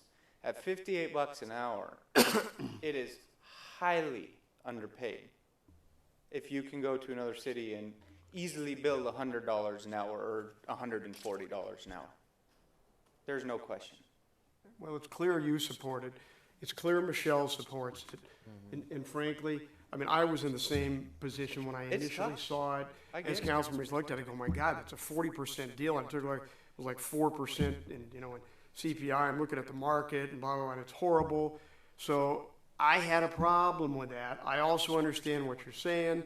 I know she's very valuable. I don't think that, I mean, I'm not familiar really with the rates in that area, but I suspect, and I'll take your general advice that it's low. Michelle is on board with it. We have a fiscally conservative staff. I mean, I know Jared's fairly tight with money. Michelle's pretty conscientious. So, from my perspective, it is a big jump, and that troubles me. I have an issue that this didn't come out of the budget committee. I mean, all these numbers that we're talking about here, suppositions, I just thought this was incomplete the way it's presented. I'm not arguing with the value here, but then it was not really backed up with numbers, and if we've already accounted for it in the budget, why wasn't it in the budget committee? I'm sure you guys must have seen that. I don't recall that issue. I don't believe came up, and in fact, this was on a consent calendar, which was going to be one of my other items. I don't really think this should have been on a consent calendar, frankly. Just by virtue of a 40% raise, I don't think we should have put it on a consent calendar. A lot of this stuff, I think consent is really routine stuff. I think some of this should have been on here. There's an alternative that could be, you keep it at $2,000 for a certain number of hours, and when she goes over those hours, she's gonna bill us. And that's a call. That- Backs up and that's my plan check still sitting on the desk. I understand that, but I'm offering an alternative to, you only spend the money if you use her. But she gets her base of whatever, I mean, I'm in support of the 2,800. I'm trying to find some median Yeah, here. yeah. Sure. Where if she's making the money and getting that increase, it's because we're using her. Well, in my opinion, I think it's valuable that we support this because she's also training Tyler as well. That's a big offload. He or who will be in his shoes later on or whatever, we don't know. But this kind of thing is hard to find, to have a mentor. Otis. Well, the other benefit is that we've got a known entity, a known quantity for budgeting 3 years in a row. That is a positive, I will say that. After hearing all of this information and we bannered this all around, I feel much better about it, that's for sure. So I'd like to make a motion to go with the 2,800, Jared. Second. All right, call the vote, Jared. Yes, thank you, Mr. Mayor. Councilman Reese. Yes. Councilman Mills. Yes. Councilman Polly. Yes. Mayor Pro Tem Fasenelli. Yes. Mayor Barnett. Yes, Thank you, Jennifer. Good congratulations, job. Jennifer. Yeah. Squeezing 40% out of us is, I tell you, that's a That real, wasn't easy. that's a real task. So It's a big jump. There's no doubt about Yeah. that. that's the only problem I have. It's just a huge increase time, in let's this have a little market. more If it's That's underpriced the at the beginning, which is what it sounds like the documentation. case was, then that explains it. But just sitting up here having to spend 40% increase in public money in a flat market was tough. Yeah. Was nothing personal. I'll start catching dogs for you. Hey, that would be appreciated. will. Someday she will come in dirty because she pulled over to find a stray dog on the side of the road. There's no joke about that one. There's no doubt. I know she rescues dogs. Yes. I know Well, you that probably already. see the blankets for cold noses signs on our I doors know it's around the not that. holidays, and No, we're all rescue people, we know that. When our frugal city manager unilaterally proposes a 40% increase, and the party that's gonna get the increase tells council that they're gonna stay, as I heard it, they're gonna stay anyway, that It's bad that tells you you did a something. Tactic on my part. And our stingy finance director supports it, so. Greg, you went to say something, and No. We're on to item 13. Okay, we're on to item Well, 13, no, utility box. Actually, excuse me, all I said was that the next time we have these types of issues, there should be more documentation backing it up, just comparisons, so we wouldn't have to ask all the questions. We had to ask for the Exhibit A that was referenced in the staff report on the scope of work. We didn't even have it. Yeah, a little something to reference the rates in view of the 40% increase probably might have avoided a little hassle for you, but we got there. And 10 minutes is, And a lot of discussion, but anyway, we're there. So item 13, utility box art program, is this CDC too? yes. Yes, Okay, see, now CDC has another chance here to I believe there's some recommendations we have. avoid the controversy and get out of their frustration. There are 4 of them. I've And been who's quiet in the tonight. presentation, Tyler? Go ahead. Good evening, Mayor and members of the council. Tonight's agenda item is the Utility Box Public Art Program. This was first brought up at the November 2013 meeting at the request of Councilmember Mills. This was to take our 4 utility boxes in the city at our 4 locations and to use them as canvases for art. Those are for traffic utility boxes, correct? That is correct. Since that meeting, staff has met with CDC twice to develop a application guidelines for this program. It was brought back to the February 2014 meeting to City Council. At that point, City Council made some adjustments to the budget, so on and so forth. The month of March was open enrollment or public announcement for the program, so we took in applications. We received art from 4 different artists, one of which submitted art for all 4 locations. They should be attached in your packet. Location A, which is at the corner of Wanda and Santiago. This is the artwork from Dennis Rubble, titled Wildlife Refuge. Location B, we have artist Dana Mulser. Her artwork is titled Birds, Birdhouses, Bunnies, and Flowers.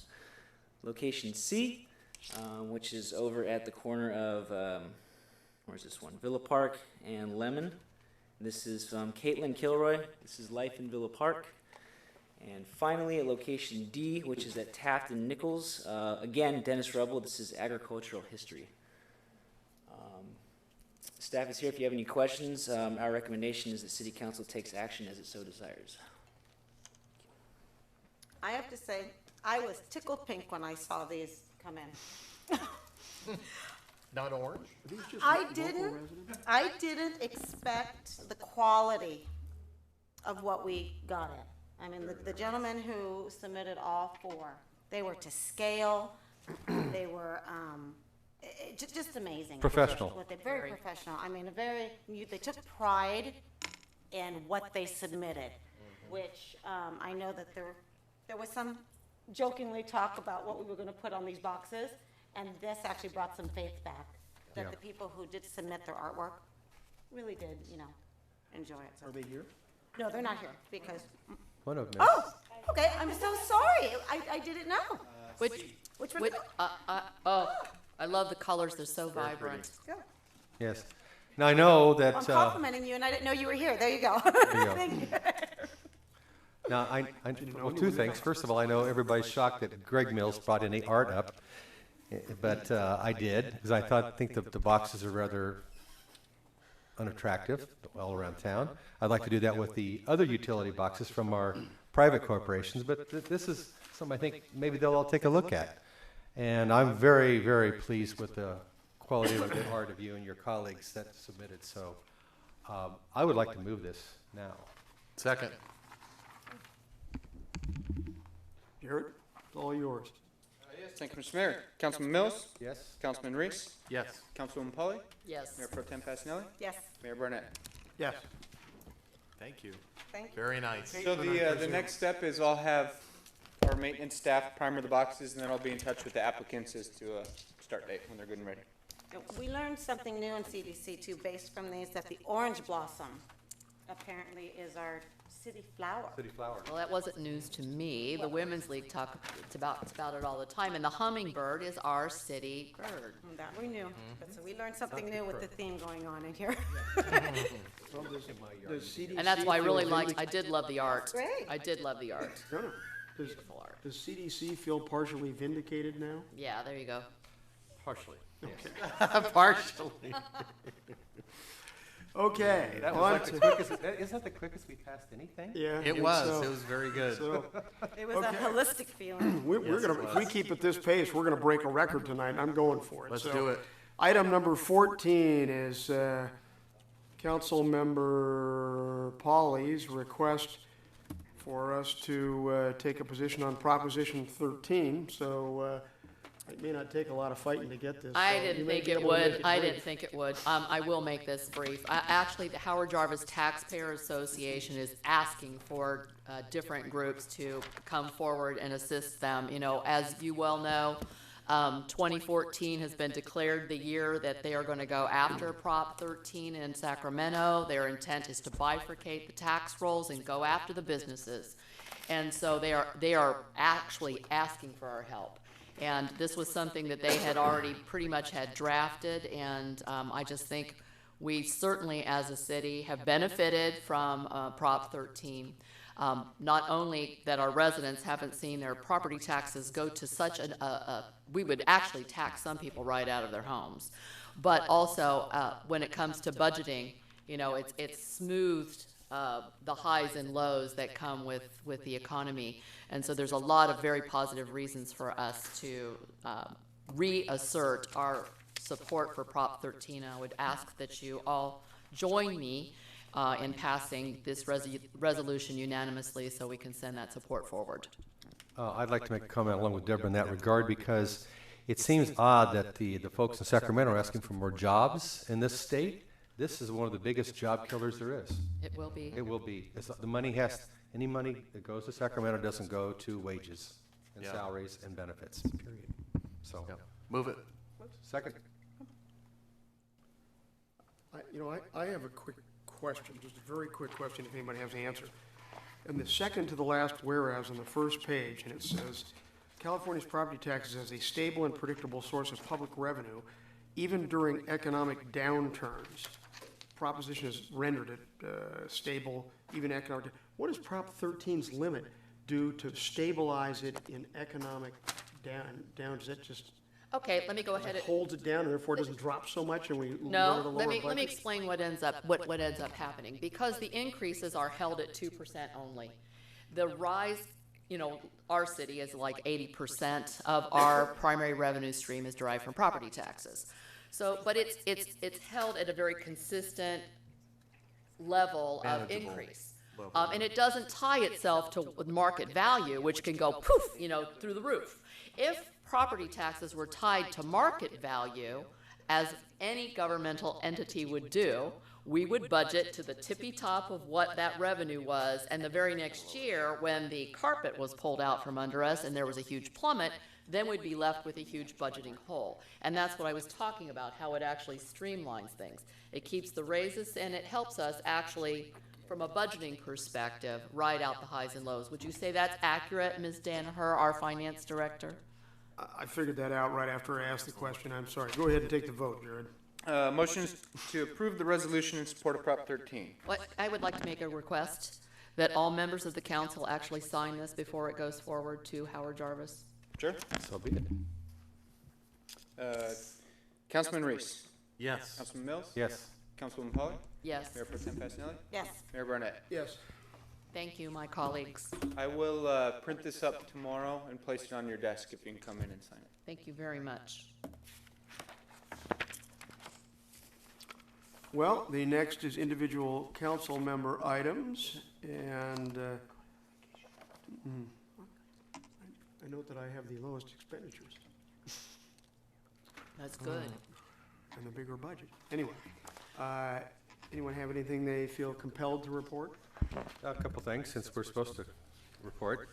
CDC, of course, all the planning, we already talked about that tonight. The Community Services Foundation, of course, are having the picnic on May 25th. Vector Control, not much is really going on there, except for the new pamphlets have been updated in the city halls. And the library meeting was postponed until July. So that's my reports for my committees. Thank you. Anything else compulsory here? I would like to report on attending the Villa Park High School on-site board meeting on Thursday, March 27th. I don't know if any of the other council members were there. As you know, OUSD has been taking its show on the road at each of the high schools in preparation for helping to sell the school facilities bond measure. Multiple times it was said that when they started the planning process that they were told the sky was the limit. If cost was not a factor, what would you like to have here? And my goodness, I will tell you the plans that were drawn up and presented to us definitely had that. The room was fairly well packed. I understand these last sessions were very well attended at each of the high schools. The swim coach got up and talked about how, yes, we absolutely need to have an Olympic quality swimming pool and pool deck and facilities and changing facilities. The drama teacher got up and told us how we need to have a theater that rivals the Nikita Center over at the private Orange Lutheran High School, and so on and so forth. They made it perfectly, no one even talked money. There were no charts about money, which was absolutely phenomenal to me. But they are already admitting that it will probably be at least 3 rounds of bonds that they'll be requesting, and they're looking at preliminarily $60 for every $100,000 assessed value of your home for 25 years, and of course that ratchets up 2%. That would also apply to all businesses, which I think people should take into consideration, and that's round 1. They're looking at bringing in about $1 billion. It's kind of interesting because today in the Orange County Register, I saw that Anaheim School District is doing exactly the same thing. Exactly the same thing. The amount of money they needed, it was, and I said, this must be the formula for the year. At any rate, that was the presentation. I think that we need to really keep an eye on what's happening because it definitely will impact our residents. On the Saturday, March 29th, I attended Assemblyman Don Wagner's coffee and legislative briefing. I just thought I would throw that out there. I think he's doing some pretty good work and he's putting some good pieces of legislation forward. I wanted to note, I go down to the Circle of Orange quite often with the veterans, and at the end of March, or the very first Wednesday of every month, they go over the preceding month, all of the men and women that have died in the service to our country. Name, rank, what their hometown was, their branch of service, and how they died. And the April Circle meeting was the very first time in 7 years that there were no deaths to report from that March, the previous month. But that was also the day that the second Fort Hood shooting took place. And that's the only reason I went down there, because I was just so grabbed by that event. I think we should probably now move on to something a little happier. I know we're all excited in the community about this coming Sunday. It's the Villa Park Women's League Home and Garden Tour. Tickets are still available if you haven't gotten them. It's such a pleasant, lovely way to spend the afternoon, kind of visiting with friends and neighbors and looking at some of the best homes in Villa Park. And they're all decked out with flowers from the Flowery and different table settings. I think you can get tickets at the Green Pear or the Flowery.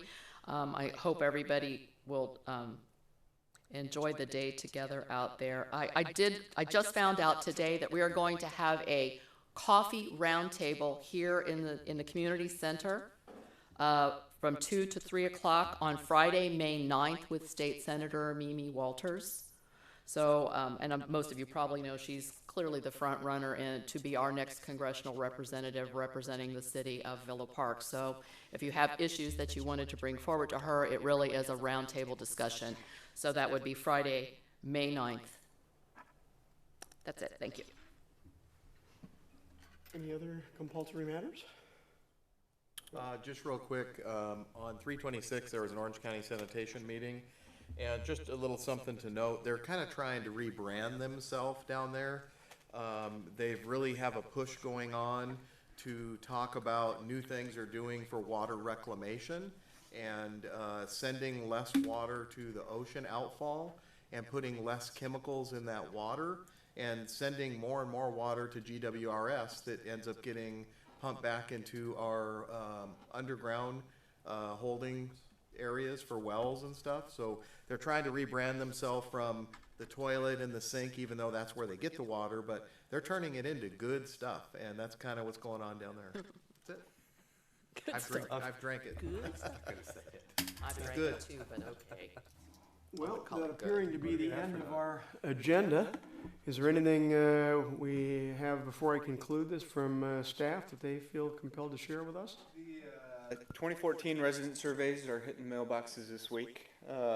There's a due date of April 30th, so about a week, 8 days. We've already received maybe half a dozen that were faxed in here, so I'm excited for it and hope they continue to trickle on in. We'll probably see those next meeting. Yes, yeah, we'll analyze them and bring them back in May for the results. Okay. That's a CDC thing too. That's it. That's a CDC. Going once, going twice, adjourned. Wow, Almost made 8:30. Look at that.